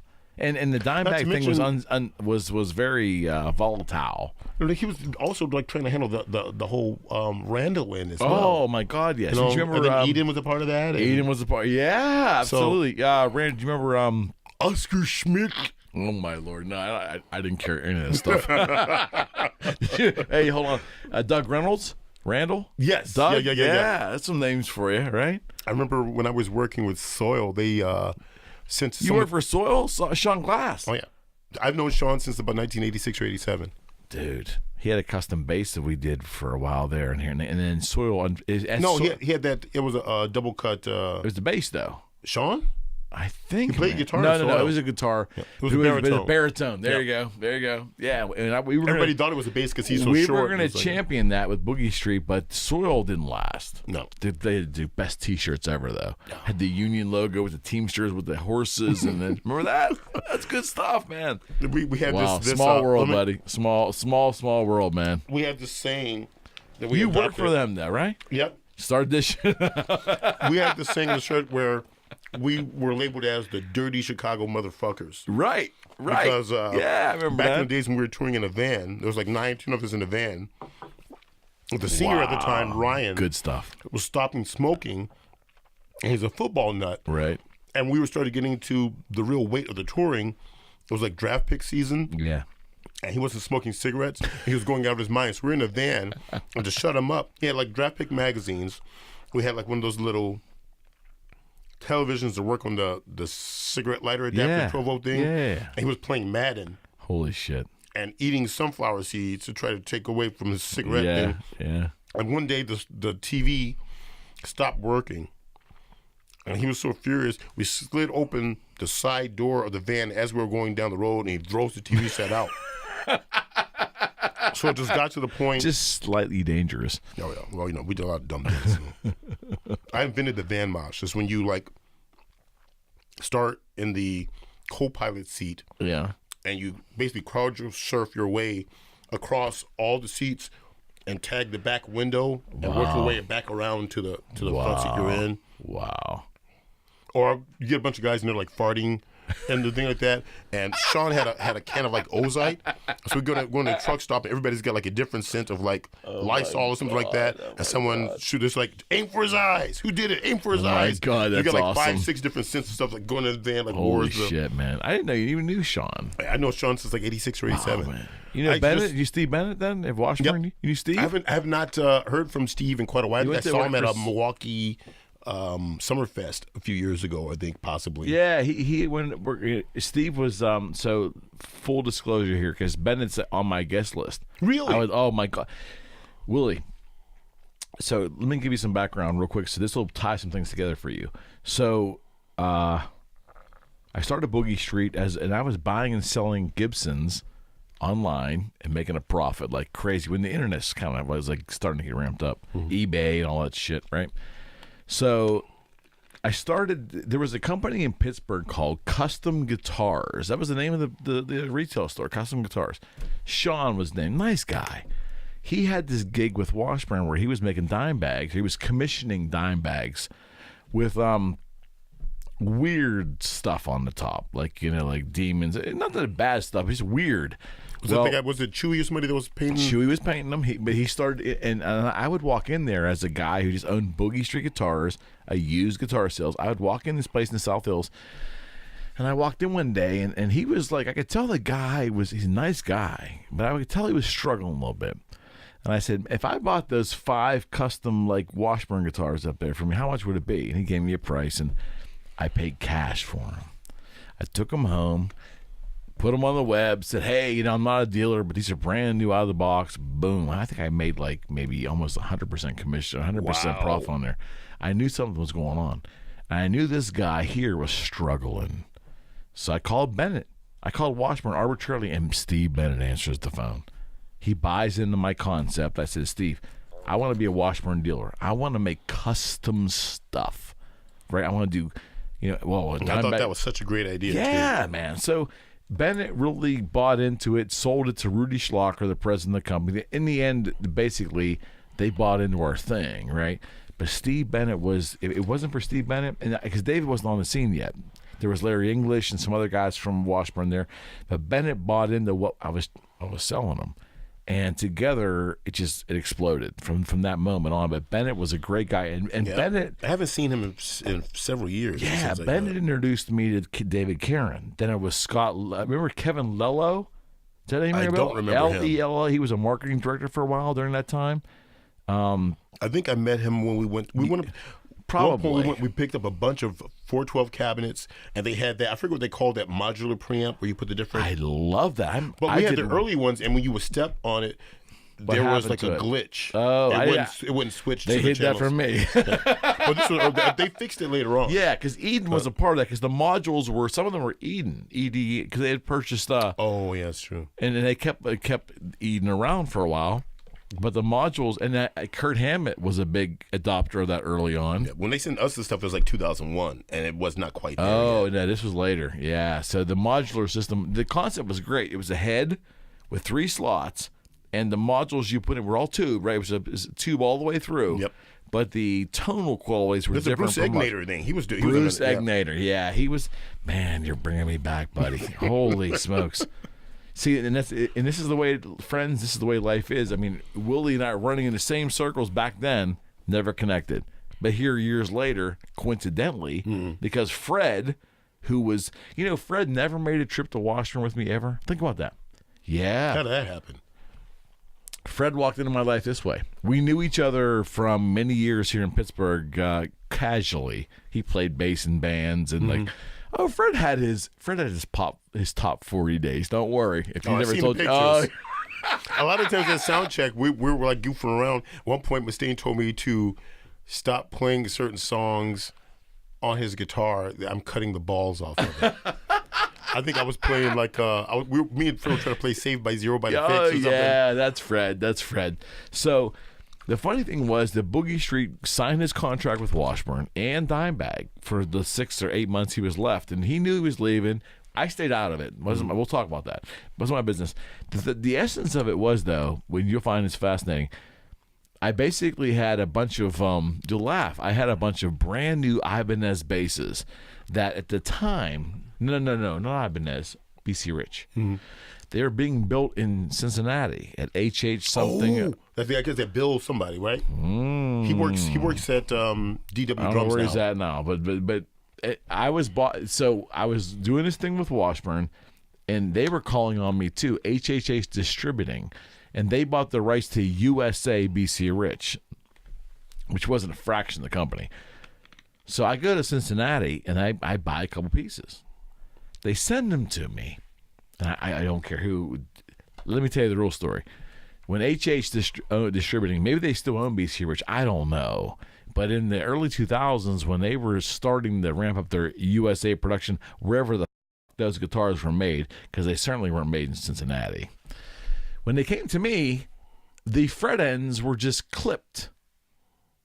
They weren't finished, refined, nothing. Just imagine just taking a brand new guitar and just clipping the fret ends and sounds just like some Chinese action to and me. sending it off to a dealer, right? So I get these guitars beautifully, at least cosmetically, right? I'm like, what the hell am I going to do? So I take pictures of them. The point was, I called Fred in. And I said, hey, Freddie, I got this thing I'm starting in this building and all this stuff. And he goes, yeah, I'll be up tomorrow. He walks in my back door of this office, not a store, mind you, like 2,000 square feet of office space in like in a building that actually housed a radio station, right? Walks in, never says a word to me. He goes, "Where's the bassist?" I'm like, "They're leaned over there against the American flag. They're like leaned over there." He gets them and goes, "Oh, these are fucked." I'm like, "Okay, can you fix them?" He goes, "Yeah, I need a couple hours." I'm like, "Okay."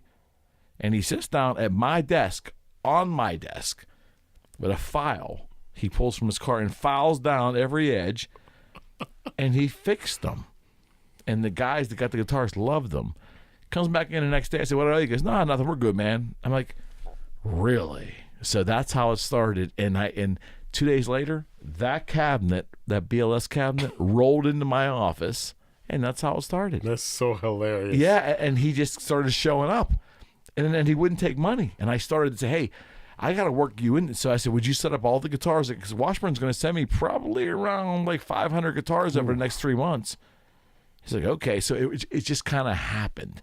And then Nick Catanese had that gig with Washburn, and it just kind of all just kind of organically happened. That's amazing. And you were in that sphere, but just it just the way life is. You just didn't come that direction. But that's So we all know the same people. It's hilarious. It's all there. Yeah, it's all there. So let me ask you this: when Dimebag was killed, had you met him prior? Had you have any? Funnily Let's enough, talk about that. Had you had some partying time or some time one-on-one with Dimebag before he passed? Going back to Sean Glass and Soil. Okay. At one point, I guess when they formed the band Damageplan, Soil had a bunch of shows with Damageplan, and at one point, Were you a Pantera fan? yeah, Okay, yeah, I'll go. okay. I mean, but truth be told, I kind of lost track of them after Vulgar. Okay.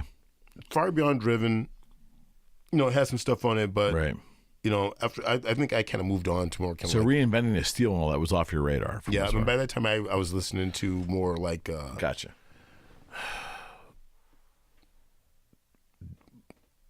I don't even know if I want to say black death metal, but I get it.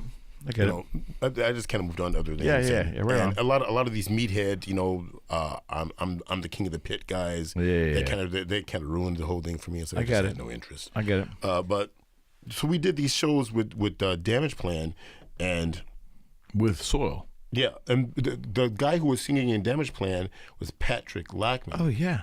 And Pat was the guitar player in a band called Diesel Machine, who opened up a bunch of soul gigs a few years before that. And the singer was this guy AJ, who wound up being the singer in Soil when Ryan McCombs left. That's crazy. Okay. So okay. There's a Pat's connection in there. So we were, we all knew Pat from that whole stuff. We also remember that Pat at one point was playing guitar for Rob Halford. Yeah. And, right. Yeah, and so that wasn't too long after the Diesel Machine stuff was going on. So we knew him from that, and we had done these shows, and there was a European run coming up, and was mostly like festivals and things. But when we weren't doing things like Download or Rock am Ring, like the ones in Germany, Rock am Ring, Rock am Park, Yeah. The big ones. we were supporting Damageplan and Drowning Pool. It was like Soil, Drowning Pool, Damageplan was the bill. I remember that. So we get to the first gig, which was, I think what's that place where they had that tragedy in Paris, the shooting stuff. I think we were playing there. Mm-hmm. It was summer of 2004. Yeah. And those guys are like, "You want to make some money?" I'm like, "What are you guys talking about? What's going on?" It's like, something happened, and Sterling Winfield, hi Sterling, was acting as the bass tech at the time. And Sterling, I believe, used to work at this recording studio called Nomad with this guy Gary Long, who had, once again, like I said, King Diamond is like the Kevin Bacon of metal. Right. King had been Three doing directions, stuff. right? Yeah. Sterling and Gary had been doing stuff on King Diamond records. Right. So I was kind of, I knew who Sterling was, and he was the bass tech, and he got into it, or something happened at some airport with the guy who was the tour manager, I guess, and he quit. So On they the had no spot. bass tech. Okay. When they came to Europe, Bob Zola? yes, it was Bob. Yep, and he was the Washburn guy. So and Moby was the guitar tech at the time. Yeah. Anyway, Sorry. But He kicked me out of a gig once. We'll talk about that. that sounds. Yeah. Anyway, because of Fred. Because of Fred had been gone by then. So anyway. Out of the deal. Anyways. Fred told me a funny story about. I'll tell that one later about Moby and BLS. Yes. It's innocent enough mistake. Anybody could have done it. Anyone. Anyway, so they're like, "You want to make some money?" I'm like, "What are you guys talking about?" Say, Sterling's gone. We got to have a bass tech. So I became the Damageplan bass tech on the spot. But Moby didn't want to know nothing about what was going on stage right with this. So I'm like, "You want to tell me what the tune?" So Bob had all these basses because they had different, but there were like some tunings were written down, and at one point there was 5 notes written down, but the bass only had 4 strings. So I'm like, "What is?" And Moby wouldn't tell me. Yeah. Those guys, they were a wreck. That whole thing was a mess. I get it. Moby wouldn't tell me what the tunings were. Right. And so I guessed at some things. And so I guess at one point, Bob got a bass that was tuned wrong. Right. I was like, they didn't come in for a sound check, or there was no way I could ask someone before showtime. Right. But they were all probably drunk by that time anyway, because that's more what was than going likely. on. Yes. I forget. It might have been Pedialyte was I here to salve. They used to drink Pedialyte to survive. Yeah, great Pedialyte. The Washburn owner told me that. I think it was Tony Dow from Crank Amps, or oh my god, or it might have. What's that other guy? Pat. What's Patrick's name? One of the guys told me there was a funny story about how Dime called him up, chewing him up, yelling up and down, saying how the amps didn't work and they got to get out here and fix these amps. He's like, when I came out there, everything, their cables, foot switches, everything was caked. Yeah. In Crown Royal and Coca-Cola. Yeah. That's why the stuff didn't work. I heard that story, yeah. So I became the bass tech. So something was wrong with the tuning of one of the basses, so it was like a train wreck. And I never understood what he meant, but not too long after that, Dimebag nicknamed me bass tech from hell. Good on. And I don't know whether because I somehow, because I would come in, hopefully be able to load soil in, but if it wasn't, I would immediately go, I'd load Damageplan stuff in, get Bob's stuff set up. Right. Maybe try to change some strings, something real quick, go load soil in, bring in their stuff, get those guys ready, do the sound check, put it away, then Damageplan would come on. Then while that was going on, I'd go and I start working, and I was the only guy doing the 2 guitar players and bass player in soil. It was only me. Wow. I would go and I'd get their stuff ready, and then I'd backline them and have them ready for the show. And as they were playing, I would be finishing up whatever I had to do for Damageplan. So it would finish, I would load them out, come back in to start the Damageplan set, because by that time, maybe Drowning Pool would be done. And then I have to load Damageplan back out again. So work of 3 guys. Yeah. 3 guys in soil and then Bob for Damageplan. No, I'm saying you did the work of 3 guys. So what else is new? Wow, man. He was like, "Oh, if he wasn't so slow, if he wasn't so good, then he wouldn't know." I can hear all the talk now. Of course. They started in France, though. Yeah, we were at the Bataclan. That's what it's called. I think that's what the show it was. There's a whole lot of pictures from tours and things get together, and a lot of times either I was somewhere working, so I'm not in the picture, or I'm the one who took the picture. Right. So there's all these pictures, and I'm never in any of them. Sure. Mm-hmm. I don't know how that works out, but. Yeah, probably not. There's a picture somewhere that's got Soil, Damageplan, and the Drowning Pool guys all together, and I'm not in the picture because I was probably out promoting a trailer. Probably.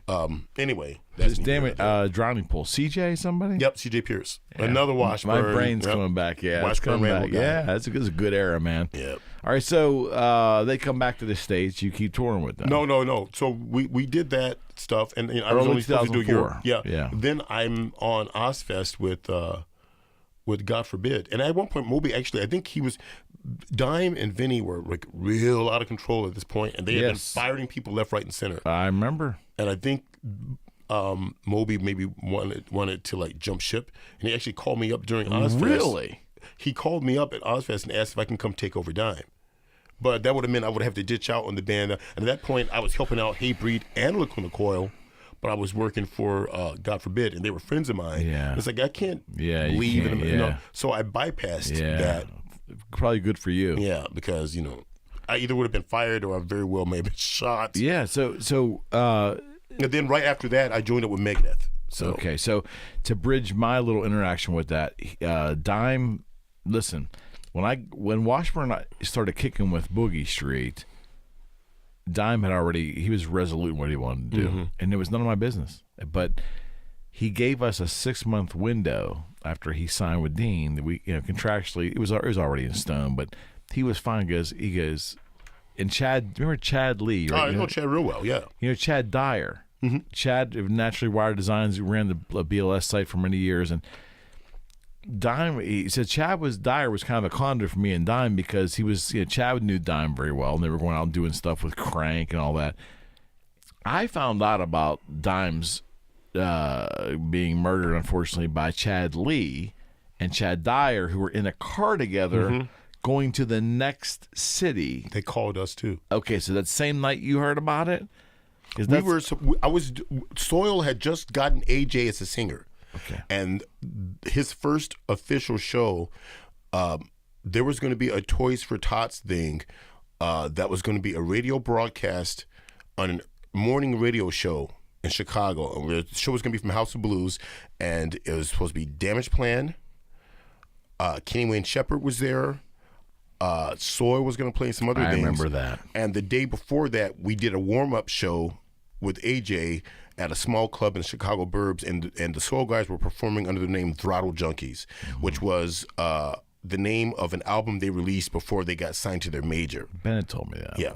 And so we were doing the Throttle Junkie show, and Chad called us up and told us what was going on, and we were supposed to do that Toys for Tot thing the next day. So it was weird because instead of being the Toys for Tot thing, it kind of turned into like a thing for Dime. It kind of overshadowed the whole deal.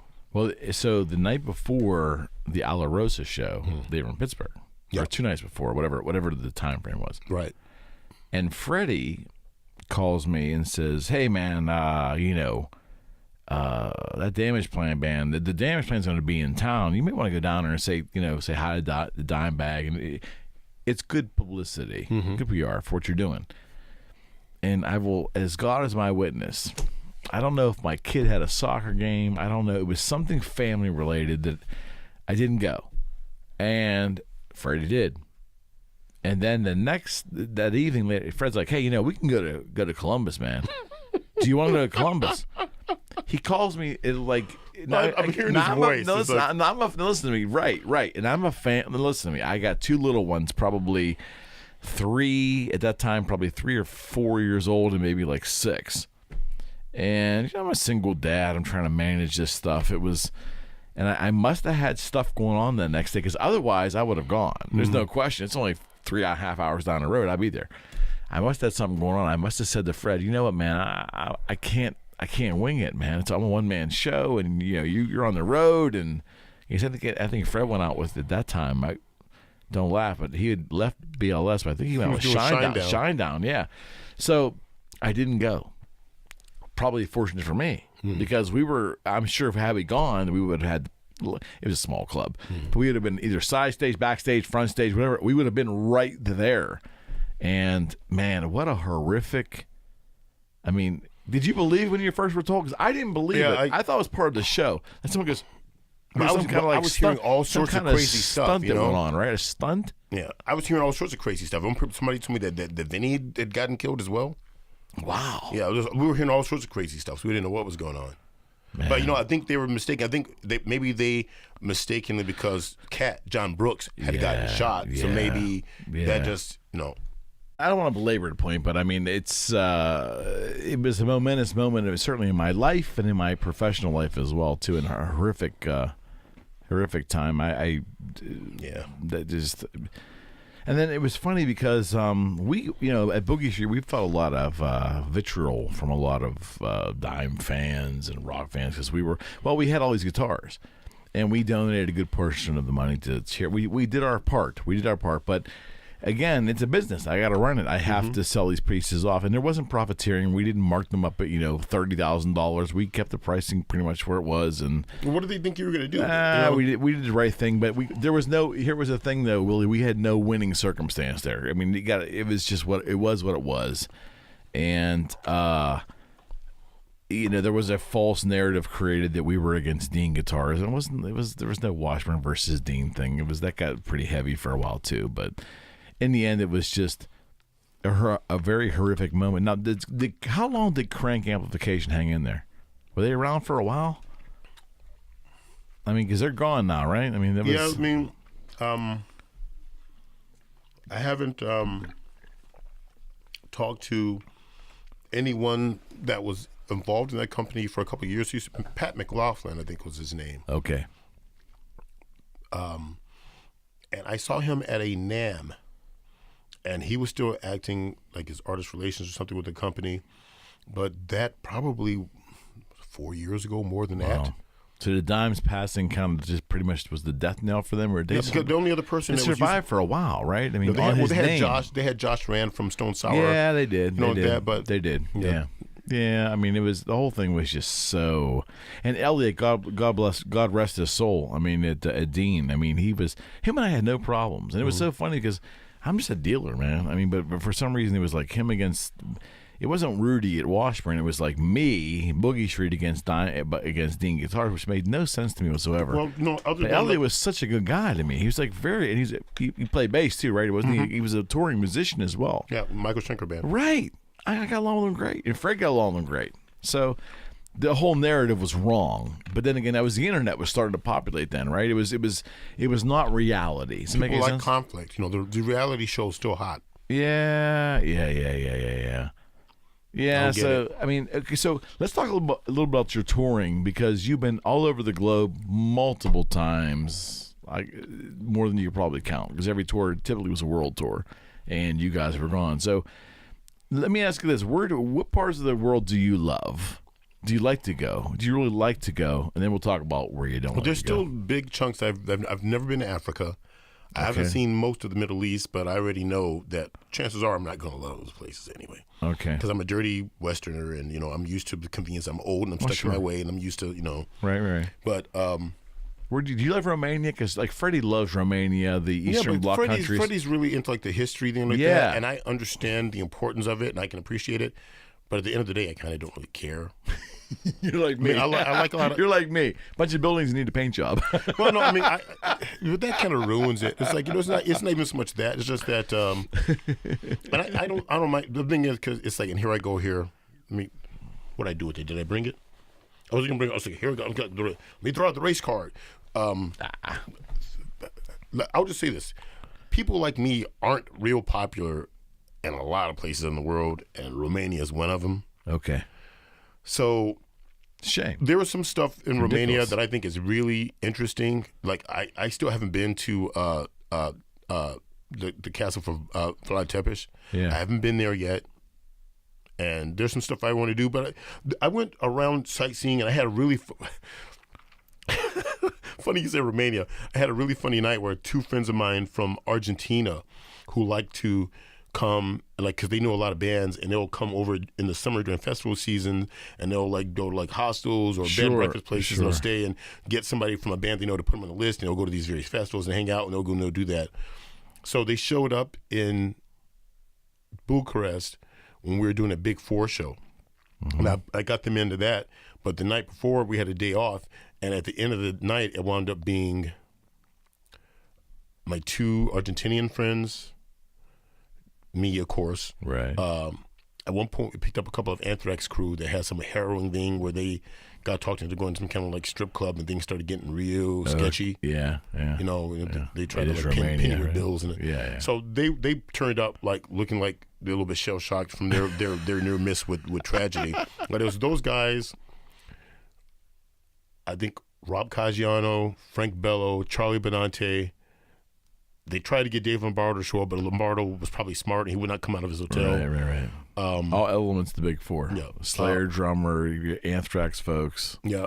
And here's the funny part was when I got this call from the girl who was the woman who was our personal assistant. I mean, she was our production assistant, and another one was Mustaine's personal assistant. It's like, where are you guys at? And they showed up with all these people, and they got Lars with them. Oh. So we wound up hanging out, like, in Romania. At one point we stayed out to like, and the sun's coming up. And Sean Drover was another one that was there. Okay. So we're walking down the street, going back to the hotel. You probably being the only sober one. Well, maybe some other people were sober, but I was the only one that hadn't been drinking. Right.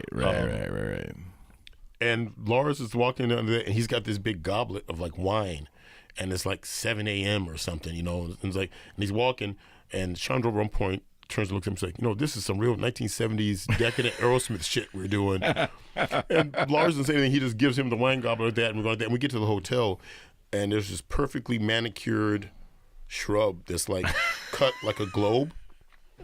And Lars decides he's going to run and jump into this thing. So he takes off running across the lawn. We're like, oh, and he goes, I probably shouldn't tell this story. He goes, he runs, and he jumps in, and Bello follows him. But Bello's, of course, is bigger than Lars is. Sure. So Bello jumps, and he basically kind of like goes through the bush. But Lars like tries to somersault in, and he gets stuck in the bush. And the two girls go and they go like that, and they pull him out of it. Oh my God! I'm like, man, they probably got security cameras. We got to get out of here. Awesome. We go running into the hotel like that, and there's like this human-shaped, like Lars-shaped imprint in the bush. Like, it was just ruined the thing. The funny thing is, I came back to that same hotel a year later, and the whole thing was cut down. I don't think that bush ever recovered from that. No, they just whacked it down. But, I mean, like, where do you? I mean, outside of continental USA. Where do you like to go? Where do you like when you see this on your itinerary? You're like, wow, that's awesome. Well, people will roll their eyes, but I like parts of Canada. I like Vancouver. Yeah. Toronto isn't the same as it was when I first started touring and went up there, but I still kind of like going to Toronto. A lot of times, if it's not something about the geography of the place that I like, it's because there's some people that I know there that I don't get to see a lot that I like a lot. But the Vancouver area, around Toronto, I've only been up towards like New Brunswick and stuff like that, like maybe once, but that was an interesting region. Not so fond of like Montreal and Quebec City and things like that, but even the like dialect issues. Or well, je parle un très petit peu de français. J'ai étudié dans l'école pour 5 ans. So, you got to figure it out, right? Yeah. You can get around. You can get around, right? Yeah. Especially the restaurants are amazing in Montreal. That's what I've heard. I don't know. You can get good food anywhere. Really? Sucks. Really? Food in Montreal sucks. Really? Wow. Okay. Sucks. Okay. That's just exactly what I've always been told. They suck. Really? You like South America? I like a large amount of South Americans. Mm-hmm. Don't particularly like South America. Okay. Because once again,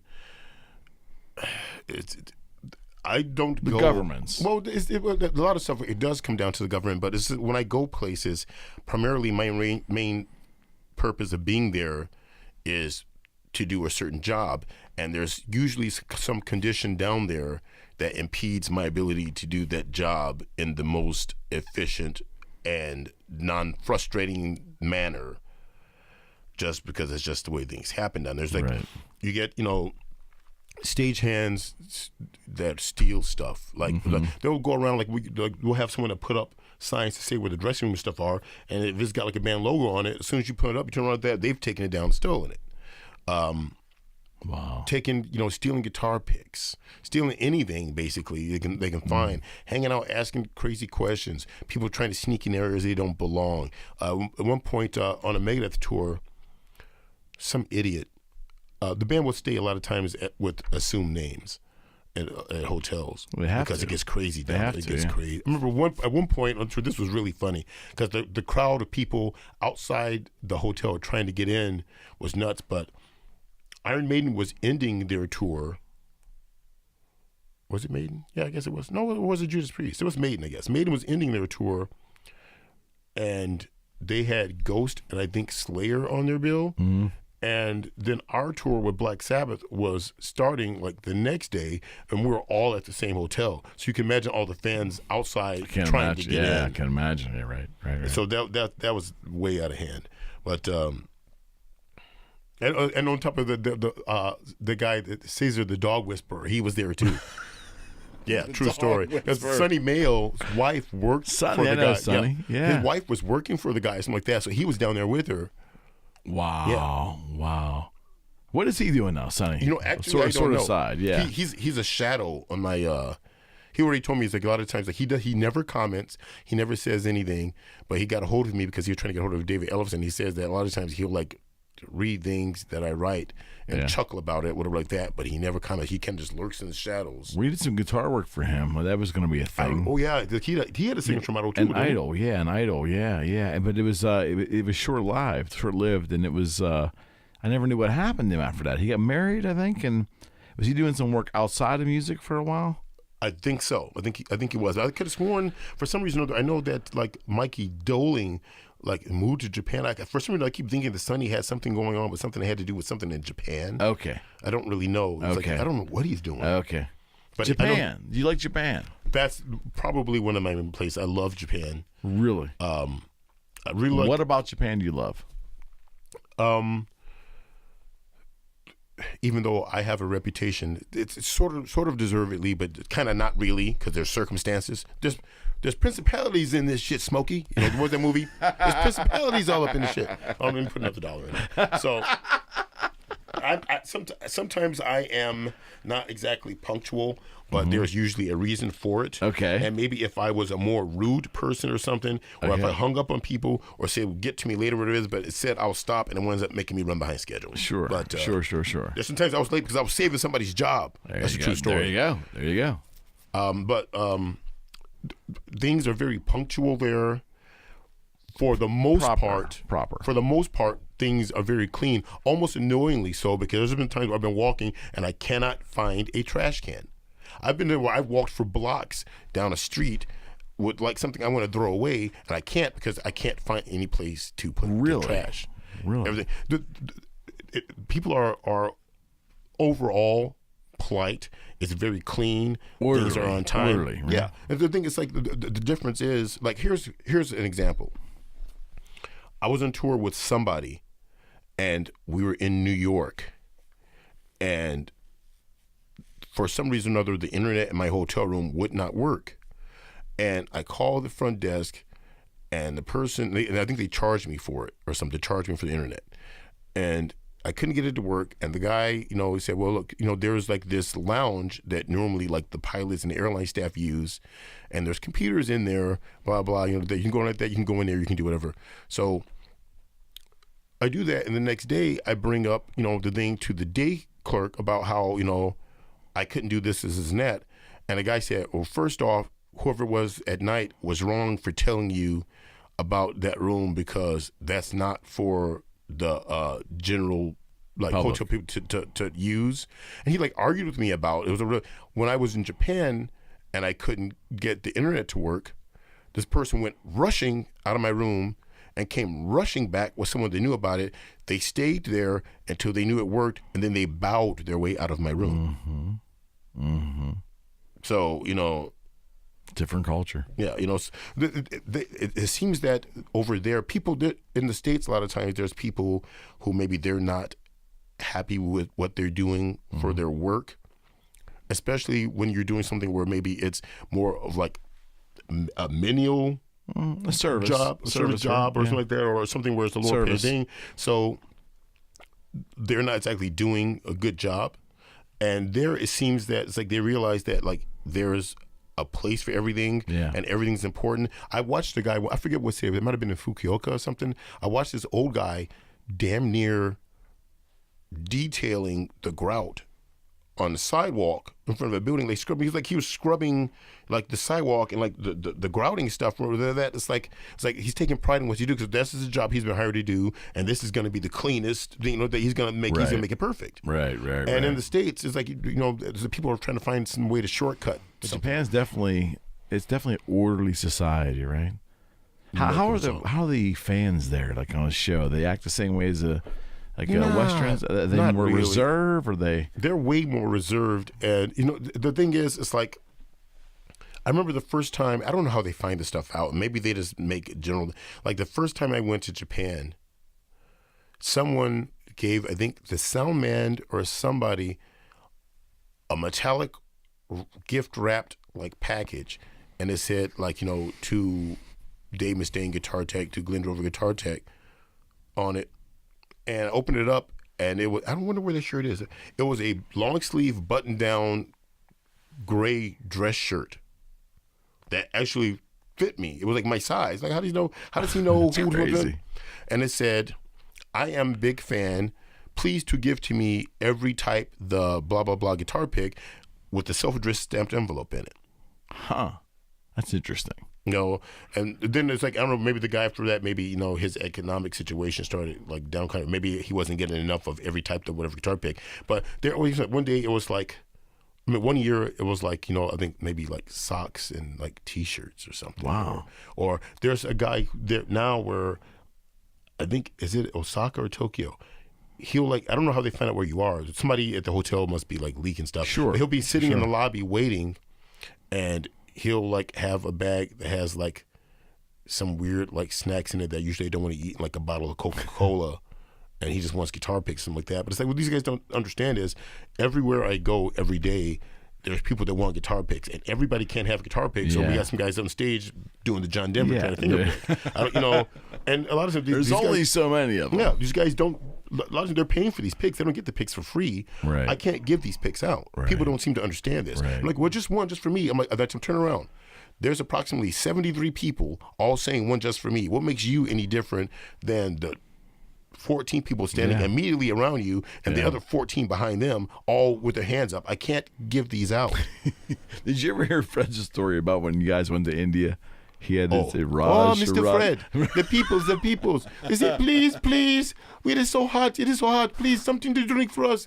So I give them the water. Were you laughing when you saw all that happen? Or was that just... I wasn't there because I quit. Oh, you weren't there then? I quit, and I hired a guy. They hired a guy, and then Dave fired that guy. Oh my gosh! And then like everywhere they went, like every country they went to, at least they had a different tech. Really? They had Raj in India. They had some guy I met, I can't remember what his name is, in Russia, and I know they had KK Downing's old guy Andy when they got to the UK or Europe. I don't know what Andy. I think Andy's on a pop gig now. I can't remember which one he's on. Wow. Yeah, but Andy was KK's guy for years.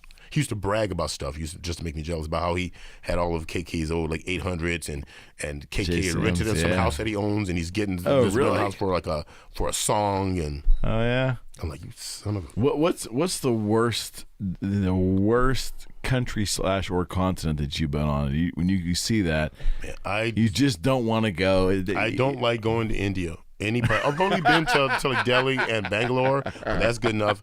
And that's the thing about this business. And why? Because I'm a dirty Westerner who's used to his conveniences, and like I don't. It's the thing. It's like when I graduated high school, I got like a trophy for being most reserved male in my graduating class. Really? Of like 500 and some odd kids. But between like the thing that kind of had me stop is I think I just kind of got fed up. And with people and doing things, and I got older and more impatient. And then when I started like playing in bands, I realized it's like that I'm not going to get gigs. I'm not going to like find this person for a band. I'm not going to do this. I'm not going to do that if I don't open my mouth up. Yeah. Before it's like I had 3 older sisters, and then so I just came up in the zing where I just never really said much, and I didn't really participate in a lot of like school activities and things like that. Sure. So I just had this thing where I was never in any sort of social environment. Like all of the kids in my family, we're all different. Yeah. Somehow there's these weird traits that tie us together that come to the surface usually, but all 5 of us are different. It's kind of cool though. Well, yeah. In theory. Oh yeah, at least I don't have to worry about like my brother getting in my music and stuff. He's he ain't a rocker at all. Right.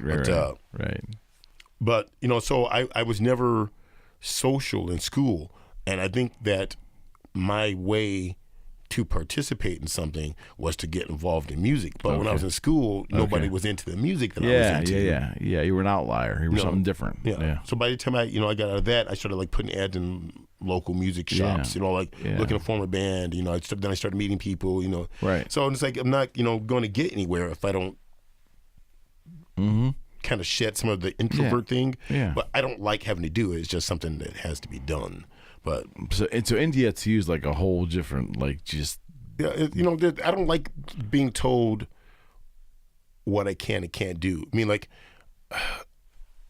as I get older, it's like I have what I call meat guilt. So I just know that if I had to hunt, kill, clean, blah, blah, blah, this stuff, I probably wouldn't be eating a lot of stuff that I eat because so I have this thing about that, and I've been like, and it seems like it comes and goes, but every year as it comes about, it's a more extreme thing. So I've been trying to cut back on meat. But if I decide I'm going to eat a hamburger, I'm going to eat a freaking hamburger. I don't want to be someplace where, we can't have meat because the cow's a sacred animal. Yeah, or, the pork is against religion. It's against your religion, motherfucker. It ain't against mine. Yeah, right on. So I don't want to be anywhere. I remember one time, and I was in Dubai, and supposedly one thing in the news was some couple that got arrested because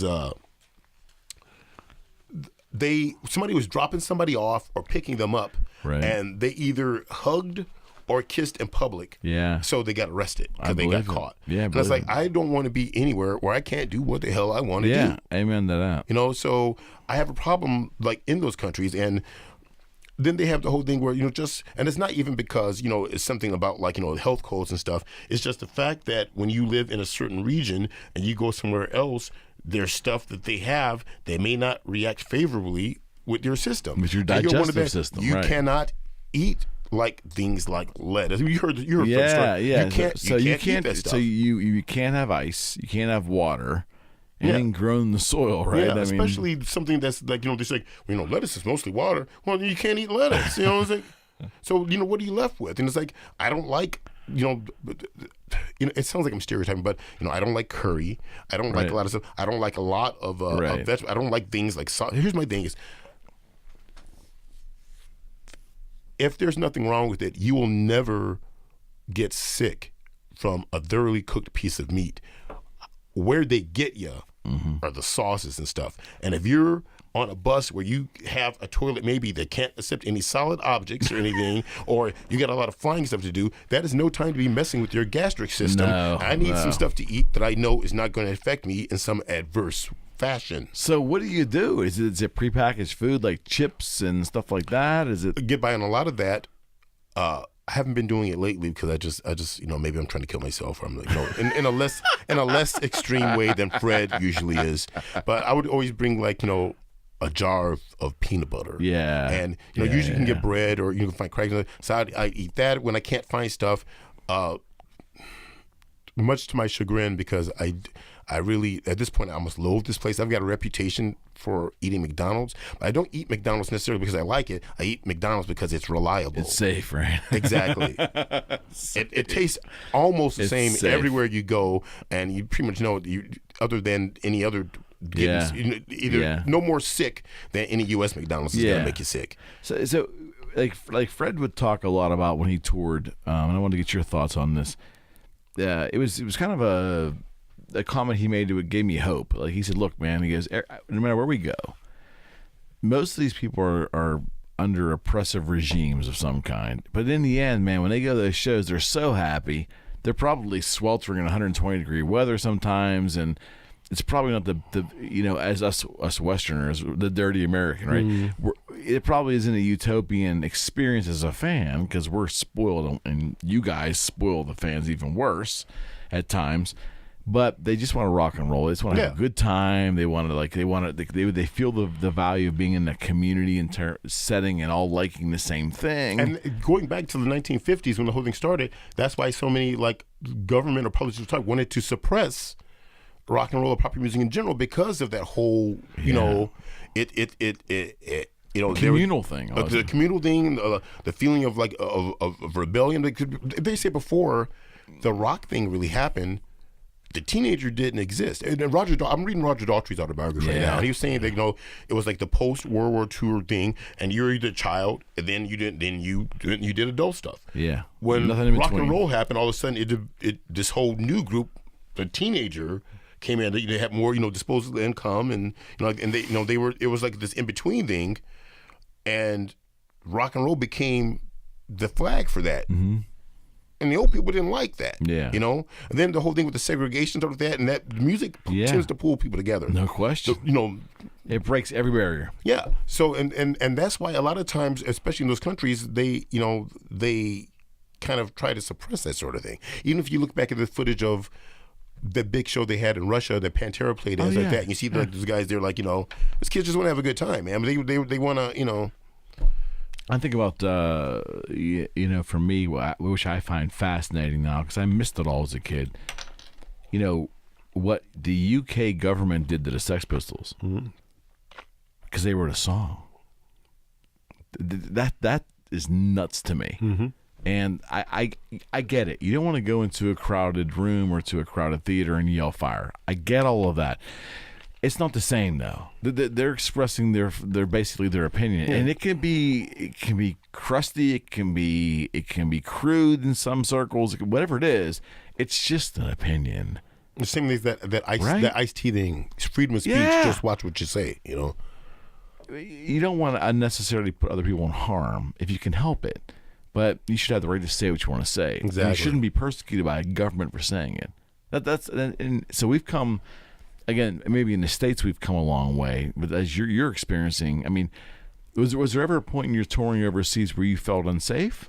Was there any moments where you the first time we went to Israel, something that was happening maybe around then? I remember the first time we went to Israel, we played some festival that was down on some beachfront. And it was weird as we're driving in. I'm looking. There's like all these surface-to-air missile things set up there at the beach. They've got like stuff, and like razor wire and stuff like down around the beach, and these like anti-machine gun, anti-tank. That had to freak so all out this a stuff little bit. there. Yeah. So it was a bunch of, I'm assuming, Israeli bands or bands from that general region, the German thrash band Destruction, and Megadeth. And they're doing the show, and there's all these problems, as usual, as you get when you do that. We finally get the stuff going. We're doing the show. About 3 songs in, maybe 4 songs in, the crowds break the barricade down, and I guess security's there trying to hold it, but people fell to it. And there's people like maybe somebody stuck under the barricade. I'm leaning away from the mic. They're stuck in. I keep like. No, you're good. You're good. So they're doing that, and so they give them time to stop. And they make them do that, and they're trying to back the crowd up. And whoever's, I guess the police or whatever in charge of that says, you've got, however, maybe they said 15 minutes, maybe they said 10 minutes. You have however much time to fix the barricade problem, or we're canceling the show. Wow. And they put that on you guys. No, that's what they told, the promoter of the concert people. Okay. And we get this call on the radio, you guys, go out of range, make sure nobody's around you, and you go, Dad, listen, they go like, there's no way they're going to fix this barricade in time. Pack up as much of our personal stuff as you can. We're going to get everyone out of here, get rid of that, let's start that, because there might be a riot, like that. And Mustaine's like, we're not going to go anywhere without the crew. We're not going to leave anyone like that. And we're trying to pack up, so we had rental cabinets, and we brought A-space racks like that with the preamp and the wires, whatever. We had something like that. We're not going to go anywhere without the crew. We're not like that. It's like, we got a van ready for you guys. See you at the hotel, They were gone. Yeah, they were gone. So we're there and we're coming up with that. And then, of course, and they don't get the thing filled. And they said, okay, well, the show's canceled, blah, blah, blah. And then one kid started yelling about how it was bullshit, blah, blah, blah, that. And these cops basically came in, kicked that kid's ass, and that kind of squad. It was on CNN or something like that. Wow. And then, so that kid voicing his displeasure and getting an ass beating for it kind of kept, so there was no riot. But we were gearing up for, some stuff to kick off. Is that was the shadiest moment you ever had in your career? There's been a few of them. There's one where, what was it? There's been a few of them. There was one, I was in Europe with Cradle of Filth. Okay. And we had 2 buses, and we had this support band in our bus. And we went somewhere, I think we went into Hungary. And the Border Patrol people come in, to check out the place out at our bus and maybe to look at passports or whatever. It's like December, and let's say it's like 4 a.m. or something like that. Mm-hmm. We're in our bunks, and the bass player, cold. And they're not my type again, but she was a strikingly good-looking border guard, like a tall blonde woman, real pretty like that. And the bass person, the support band, sees her, he was like, hey baby, blah blah, something like that. So they didn't like that. So next thing we know, we're all outside, single file. They want to let us go into the passport office, whatever. We're outside. There's dogs walking through our bus. They make us take all our luggage out. We've got our luggage out on these picnic tables, And there's German Shepherds like walking through our suitcases, zipping their suitcases, and they're in the bus and everything. And we get called forward one by one to the table, and we have to empty out our pockets and all that. So all because this guy decided, So I'm like, okay, let's get you. Yeah. There's been a few ones. Okay, what's going? Or maybe some idiot went through a border thing to check, and he got caught with like with hash or something. Yeah. In his bag, and now they're searching everybody's stuff, and we're held up at the border for hours. And Fred said there was one time that the gear was like you were guys at some airport. I thought it was Megadeth, maybe it's another band, but the gear was being commandeered, or they were threatening to keep the gear. That was when he was with NXS. Okay. In South America. Okay. Yeah. Did he tell? I don't remember seeing that. Yeah, he told me something about where they were. They said, "Well, it's going to cost you $25,000 to get past us." Then it went down to 15, then down to 10, and 5.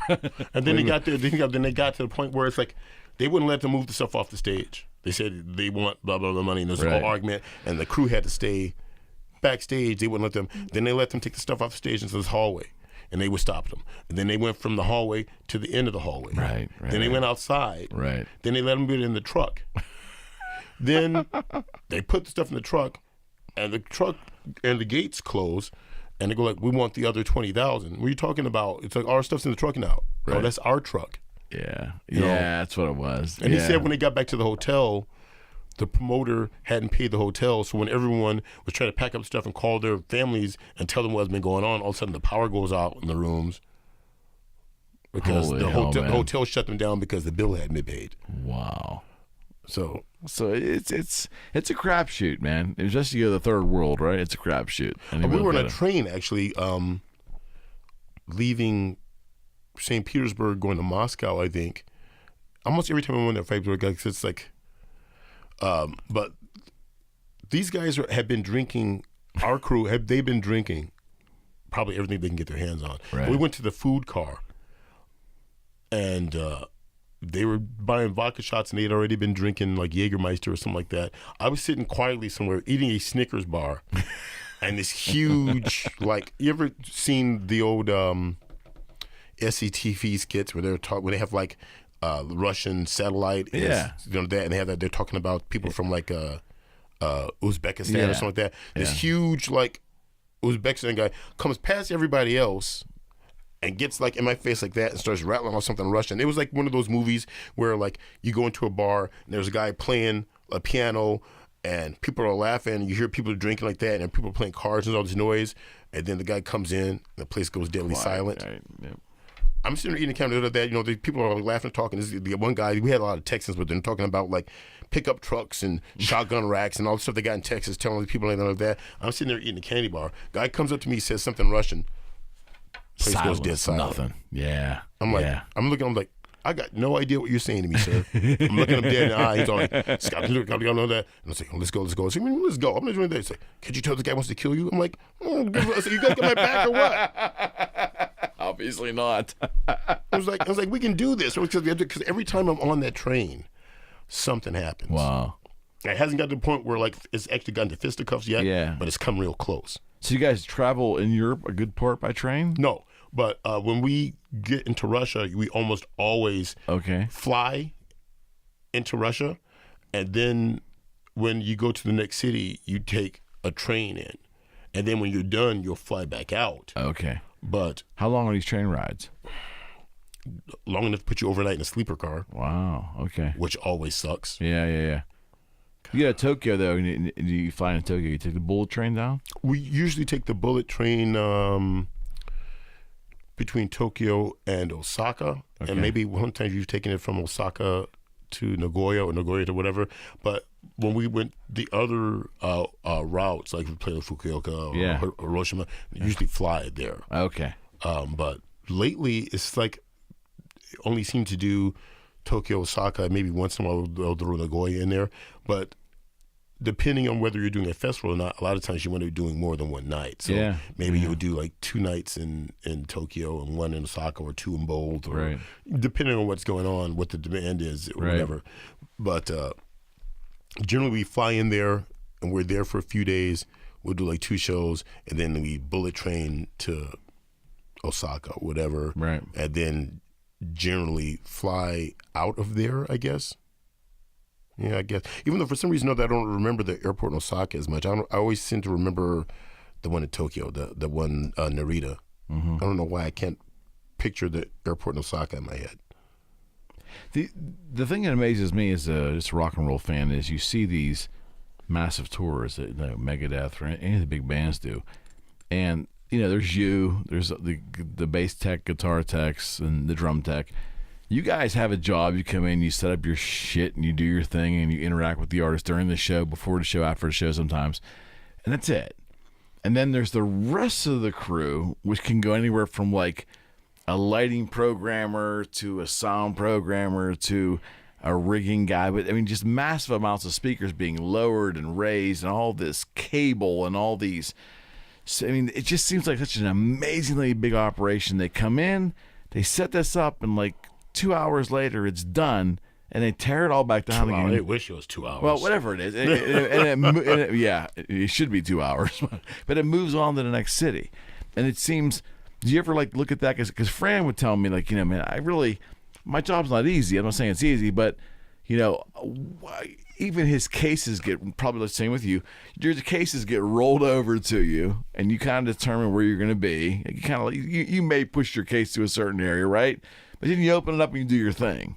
So it's like you guys kind of have like you get the good gig. Yeah, kind of right? in a way, but a lot of times right? we wind up being way more hands-on than that. Maybe like I know a guy that at one point worked for because it's the nature of that gig. He worked for Lionel Richie. He didn't do a damn thing. He had a guy who didn't want his strings changed that often. I don't even know if the guy used a pick. He might have played with his fingers a lot. He didn't want fresh strings all the time. He had a combo. The stagehands would roll him like combo cases. He would take the amp out of the combo, set up the stuff, give the guy his guitar. At the end of the gig, he would pack up the stuff, put the case amp back in the case, and the stagehands would roll it away again. He's gone. He's done. As far as I go, a lot of times may not necessarily be in our truck with the backline stuff when it's getting emptied.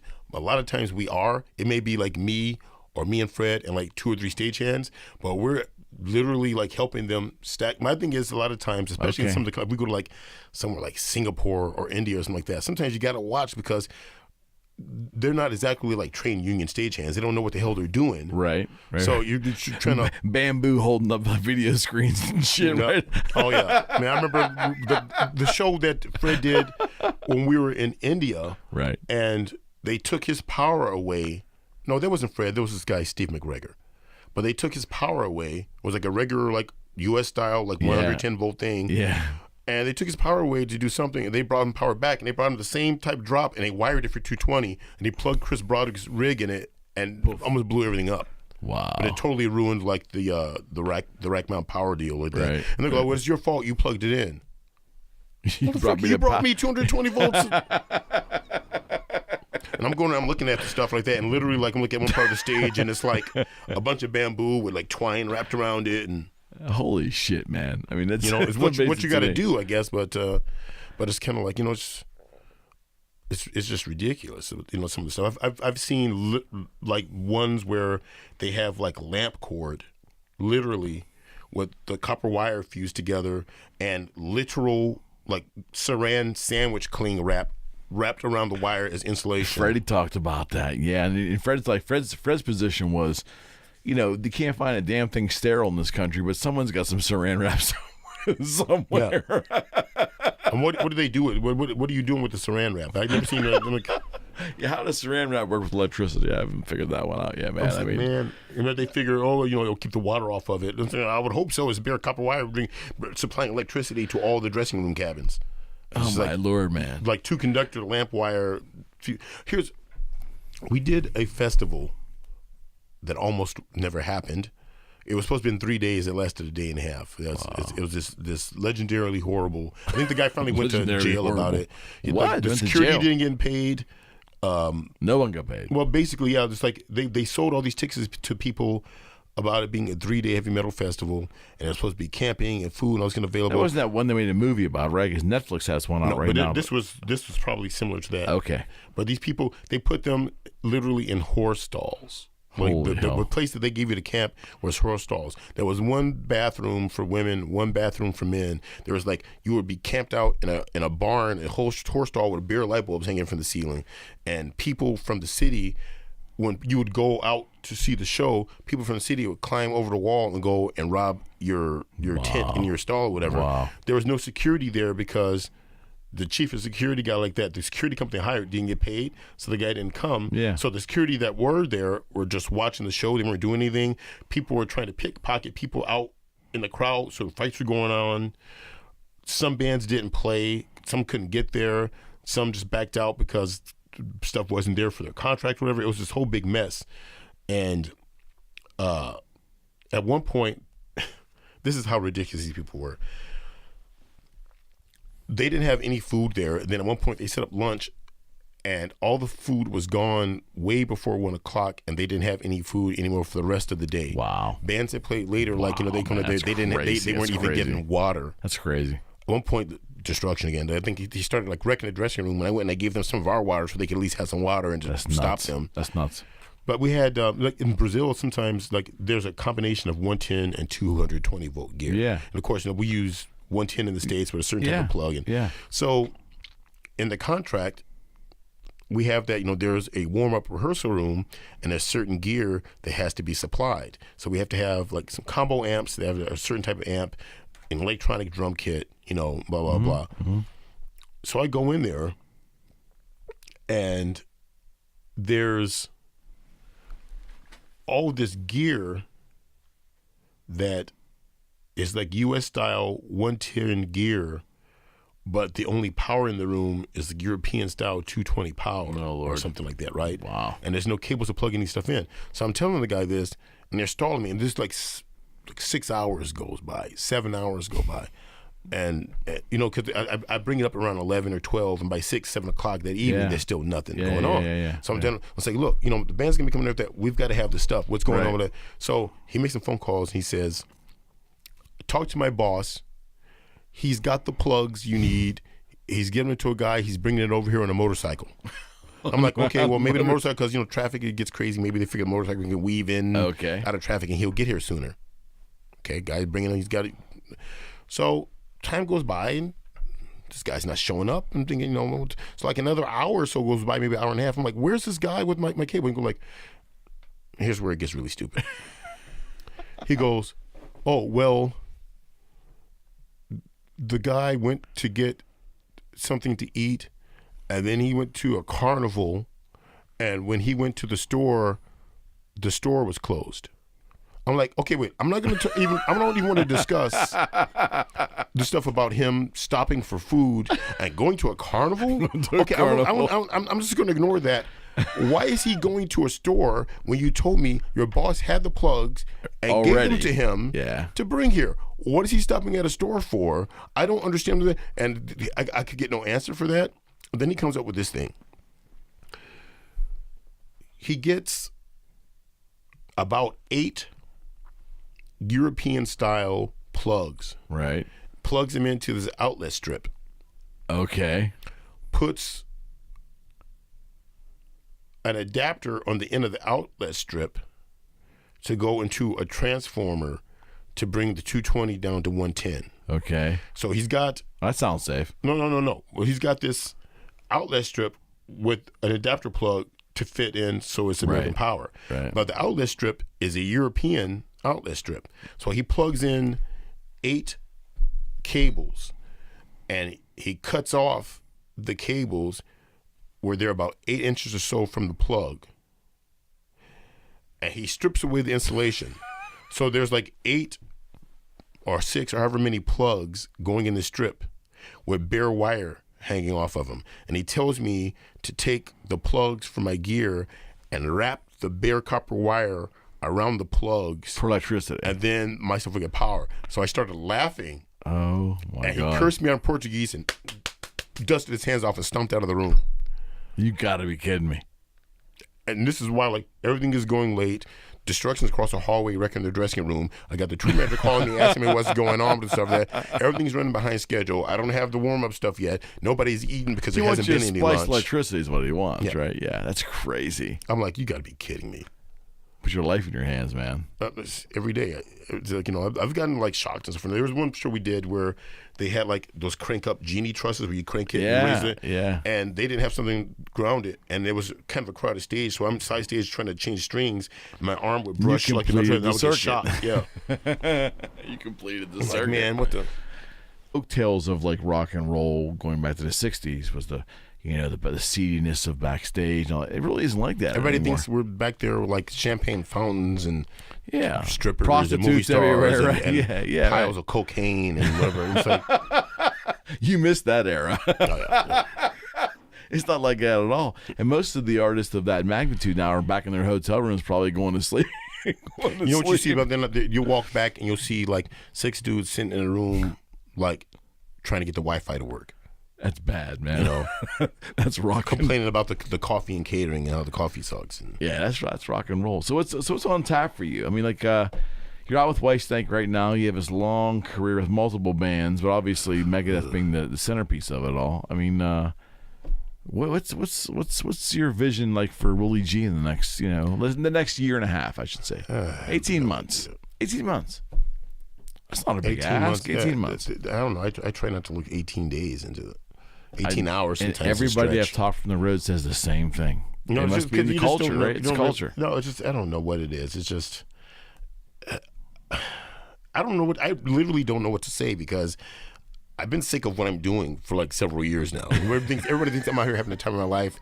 Wrong. That's an honest statement. I'm just I don't know. It's like I was telling this woman I know that I'm just trying to figure out if I'm gonna wind up like in a bathtub with a weird scar and a kidney missing. You fill with ice and like that, dealing with her, and it's like you know who you are. A kidney missing. Let's hope not. I know I'm old and stuff, but I got 2 pretty clean kidneys, and the liver's not too bad either. So there you go. At least something's marketable, right? Yeah, something. That's kind of like my retirement plan right now. I'm trying to your retirement plan, sell your body parts off. Yeah, I only need the one kidney, right? That's why you guys think there's more than one reason why I don't drink, right? You know what I'm saying? Well, wink, nudge, nudge. Is there still a?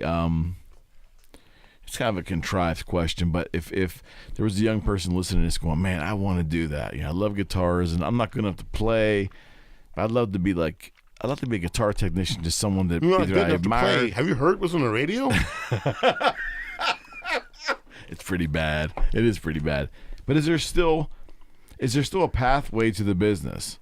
Because here's the irony of the whole thing. What you did was, and CD is not the word, but it's not a traditional career path, right? You have to know somebody. The breaks have to come your way, and it has to kind of work out, right? You got to work hard. So it has to be all those things lining up together for it to work. And is that still a viable? Is the guitar even? I'll put it out there, man. Is the guitar really even relevant anymore in popular music? Well, you kind of have to be. Popular music is a very subjective term. Okay. These days with technology and stuff, and between sampling and just stuff you can do with synthesis, you may not necessarily have to actually be playing a guitar. You can have the stuff sampled, but it's a poor excuse for country western. But country western music is still very popular, and the guitar player is still a very vital part of that. No question. Traditional rock music seems like it's trying to make a comeback. Whether it's going to be able to do that successfully remains to be seen. A lot of even pop acts that are still out there that actually tour, they still have guitar players, but it seems like it doesn't seem like there's any fewer people playing guitars now. I mean, just like walking, I wind up walking a lot because I don't have a car like that. I walk a place a lot, and I see a lot of people going down streets and stuff with guitars in their back, and that's an encouraging sign. Sure. Where it's going to go with that, I don't know, but it still seems like there's an interest in playing the guitar. I just don't know. I don't think that it's as possible. I mean, like, I can't say necessarily that I specialize, but I think in order for someone to really hash out a career at this point in this field, you kind of have to know how to do a few things, like playback artists, like, knowing how to work various playback systems right now. It's like real important because there's so many people using tracks. Or isn't that interesting? Even if they're not singing tracks, if they're using like things supplemental, where there's strings or extra percussion stuff, or that. Right. So oftentimes that'll get put on the guitar tech to handle that. Exactly, or some tech. If it's not like a monitor guy, it's the drum tech. It's very few bands have a dedicated like playback specialist. Some people do have that, like the bigger bands will have that because maybe they'll do something and they want you to edit something in Pro Tools and fly that into the mix. Sure. So knowing how to do all of that stuff is good. A lot of times you're going to start out with a smaller band, and small bands don't have big crews. So maybe if you know a little about audio, maybe you can be the monitor engineer and the guitar tech. Being able to know something about lighting. Maybe you may have to go out. Maybe you're doing backlining. You're also the tour manager. Right. So just make yourself more valuable. Yeah, because that way, even when you're not actively on the road, let's say you're a drum tech or something, then you go home and you're the local LD at some small venue in your town or something like that. Right, You can't just go and maybe you go to a Lutheran school or something like that and you figure you're going to get a guitar tech job. Yeah, it doesn't work that way. You got to make yourself more valuable because half of the battle, it's almost more important a lot of times. I've seen people who have gotten people that they like, that know little to nothing about guitars, and bought them a guitar tuner and gave them a guitar and showed them how to tune a guitar because they decide, I like this person, I'm going to have them be my guitar tech. Right. And they don't know anything. I've got a buddy that was out with a pretty well-known band, and this guy, he knows audio, he's bilingual, he's a good guitar tech, he knows drums. Yeah. He was working with this guy, and he could not do anything right for this guy. And this guy wound up giving some knucklehead, a tuner and a guitar. Wow. And decided he was going to, because he wanted to pal around with him. A lot of times it's like these guys want a drinking buddy as much as they want a guitar tech. Yeah, sure. The key part of touring is like, number one, there's some things I say. One of them being is not, a lot of times, it's not what you know, and it's not who you know, it's who knows you. Yeah. Because all the years I've had like doing Ozzy tours, whether it's like Tony Dennis, who worked for Ozzy and Sharon, or any of these other guys who have been in their crew and production team, I know them on sight and I know them all by name. But if you walked up to any of those people and you said my name, I bet you almost none of them would know who you're talking about because they don't know me. Really? Okay. And you can sure that's true because a lot of times when people are being hired for crews those guys are on, I never get the call. Some other dude gets the call, and sometimes that person may not be any better at the job than I am. Right. But it's they know him. Positioning. So the other thing is more than half the battle in touring is being able to be in close quarters and work with people and not wanting to kill them, or even more to the point, wanting them to kill you. That's part of it because you don't get. It's like I call touring, especially with certain bands, especially if you're doing metal. It's like being in the military for slackers. There's a whole lot of similarities. Like in the military, maybe you have a reconnaissance guy, you got a medic, and you got a communication specialist, and maybe you got a sharpshooter, and you got this, you got that, and then on touring, you got a lighting specialist, you got a guitar tech, you got a drum tech, and that. So everybody's got their jobs, but your mission. When rock is doing a show, and the military is whatever your mission is only as successful as the weakest person in your team is. Everyone's got to be able to pull their weight, or something's going to fail eventually somewhere. And the stakes aren't as high as in the military, but at the end of the day, when something goes wrong, somebody's got to answer for it. You can be a drug addicted, drunk screw up, and still, at least for a little while, hold a job in this business. You can't really do that in the military. You got to be a slob and be a guitar tech. But there's certain things that you expect, but overall, there's still some similarities. And you're working on a team with a specific job to do in close quarters with other people. And there's all these other personalities and different backgrounds and stuff like that. And you have to learn how to deal with this sometimes you're all on the same damn bus. Yeah, or if you're lucky enough to be in a bus. It's crazy. I've been in a van, Yeah. So, or an RV. I did those before, too. You did RV tours? Yeah. I was the one who dumped the waste tank all the time. It doesn't sound too glamorous, Willie Gee. All right, buddy. This has been amazing. I can't thank you enough, man. This has been good. I'm trying to think of how many topics I touched on and then flitted off to something else. It's been awesome. Nah, that's what made the great. This is a long form conversation. This is no fun at all. I keep looking at Little John over here in the thing. Little John. Did you ever read him? No, I have not. You ever been like every time I do, I keep thinking of the time some reporter asked him something, and his response was, "Would you like me to slap your face?" or something like that. And the guy goes, "No, I don't think I would like that at all." He goes, "Well, then." He's like, "Yeah, so that." But that's another thing about this business I found, and it kind of goes for creative types in general, but there is a certain stigma that gets attached to pop stars. And it's like, and that's one thing in many ways that I hate about this business. It's like a lot of times, not only is certain behavior accepted, it's expected and encouraged. And you can get away with doing all sorts of stuff because it's what people expect you to do. Got it. If I was a plumber, even with the job I'm doing, if I was a plumber, I couldn't get away with doing or saying a lot of stuff that, I'm not saying I do it, but if I was to do certain things to certain people, I get it. I couldn't even get away with it then, but because I'm doing this, people... I totally get it. Yeah, I'm not like, I don't, No, I get it. The stereotypes are larger than life, and they're expected almost. Yeah, exactly. It's like and tolerated. That William Burroughs' comment about the music industry is not only correct, he was kind of being nice. The way they say the music industry is a shallow plastic money trench where thieves and pimps run wild and good men die like dogs. Right. And then there's also a negative side. And it's the good side. Yeah.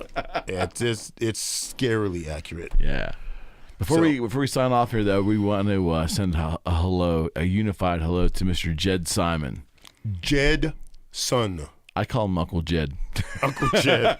We call him Jedson. Jed, it's always 6 o'clock. Simon. At one point, Jed punched a clock that was in a bus. And let's say it was like that, and he hit the clock, and the arm just sagged down. It's like, it's always 6:30 now. It's like, it's a 6:30 Jed. Yeah, so we call him, hey, it's 6:30. It's always 6:30. One of the good guys in rock. Yeah. There's no question. The metal machine. Thank you, my friend. This has been amazing. You. Yeah, this has been awesome. And thanks for the... What brand is this? Yeah, and Pure Leaf. Well, I made sure it wasn't Nestle. Yeah. Not down with Nestle. Willie Gee, you're gonna come back in a couple months. Next year, next time you're back in town, I want you back. We're gonna visit again. Tell the thrilling tales of yesteryear. You know what? It would be kind of amazing to have you and Fred in the same time. Oh man, that would be kind of insane.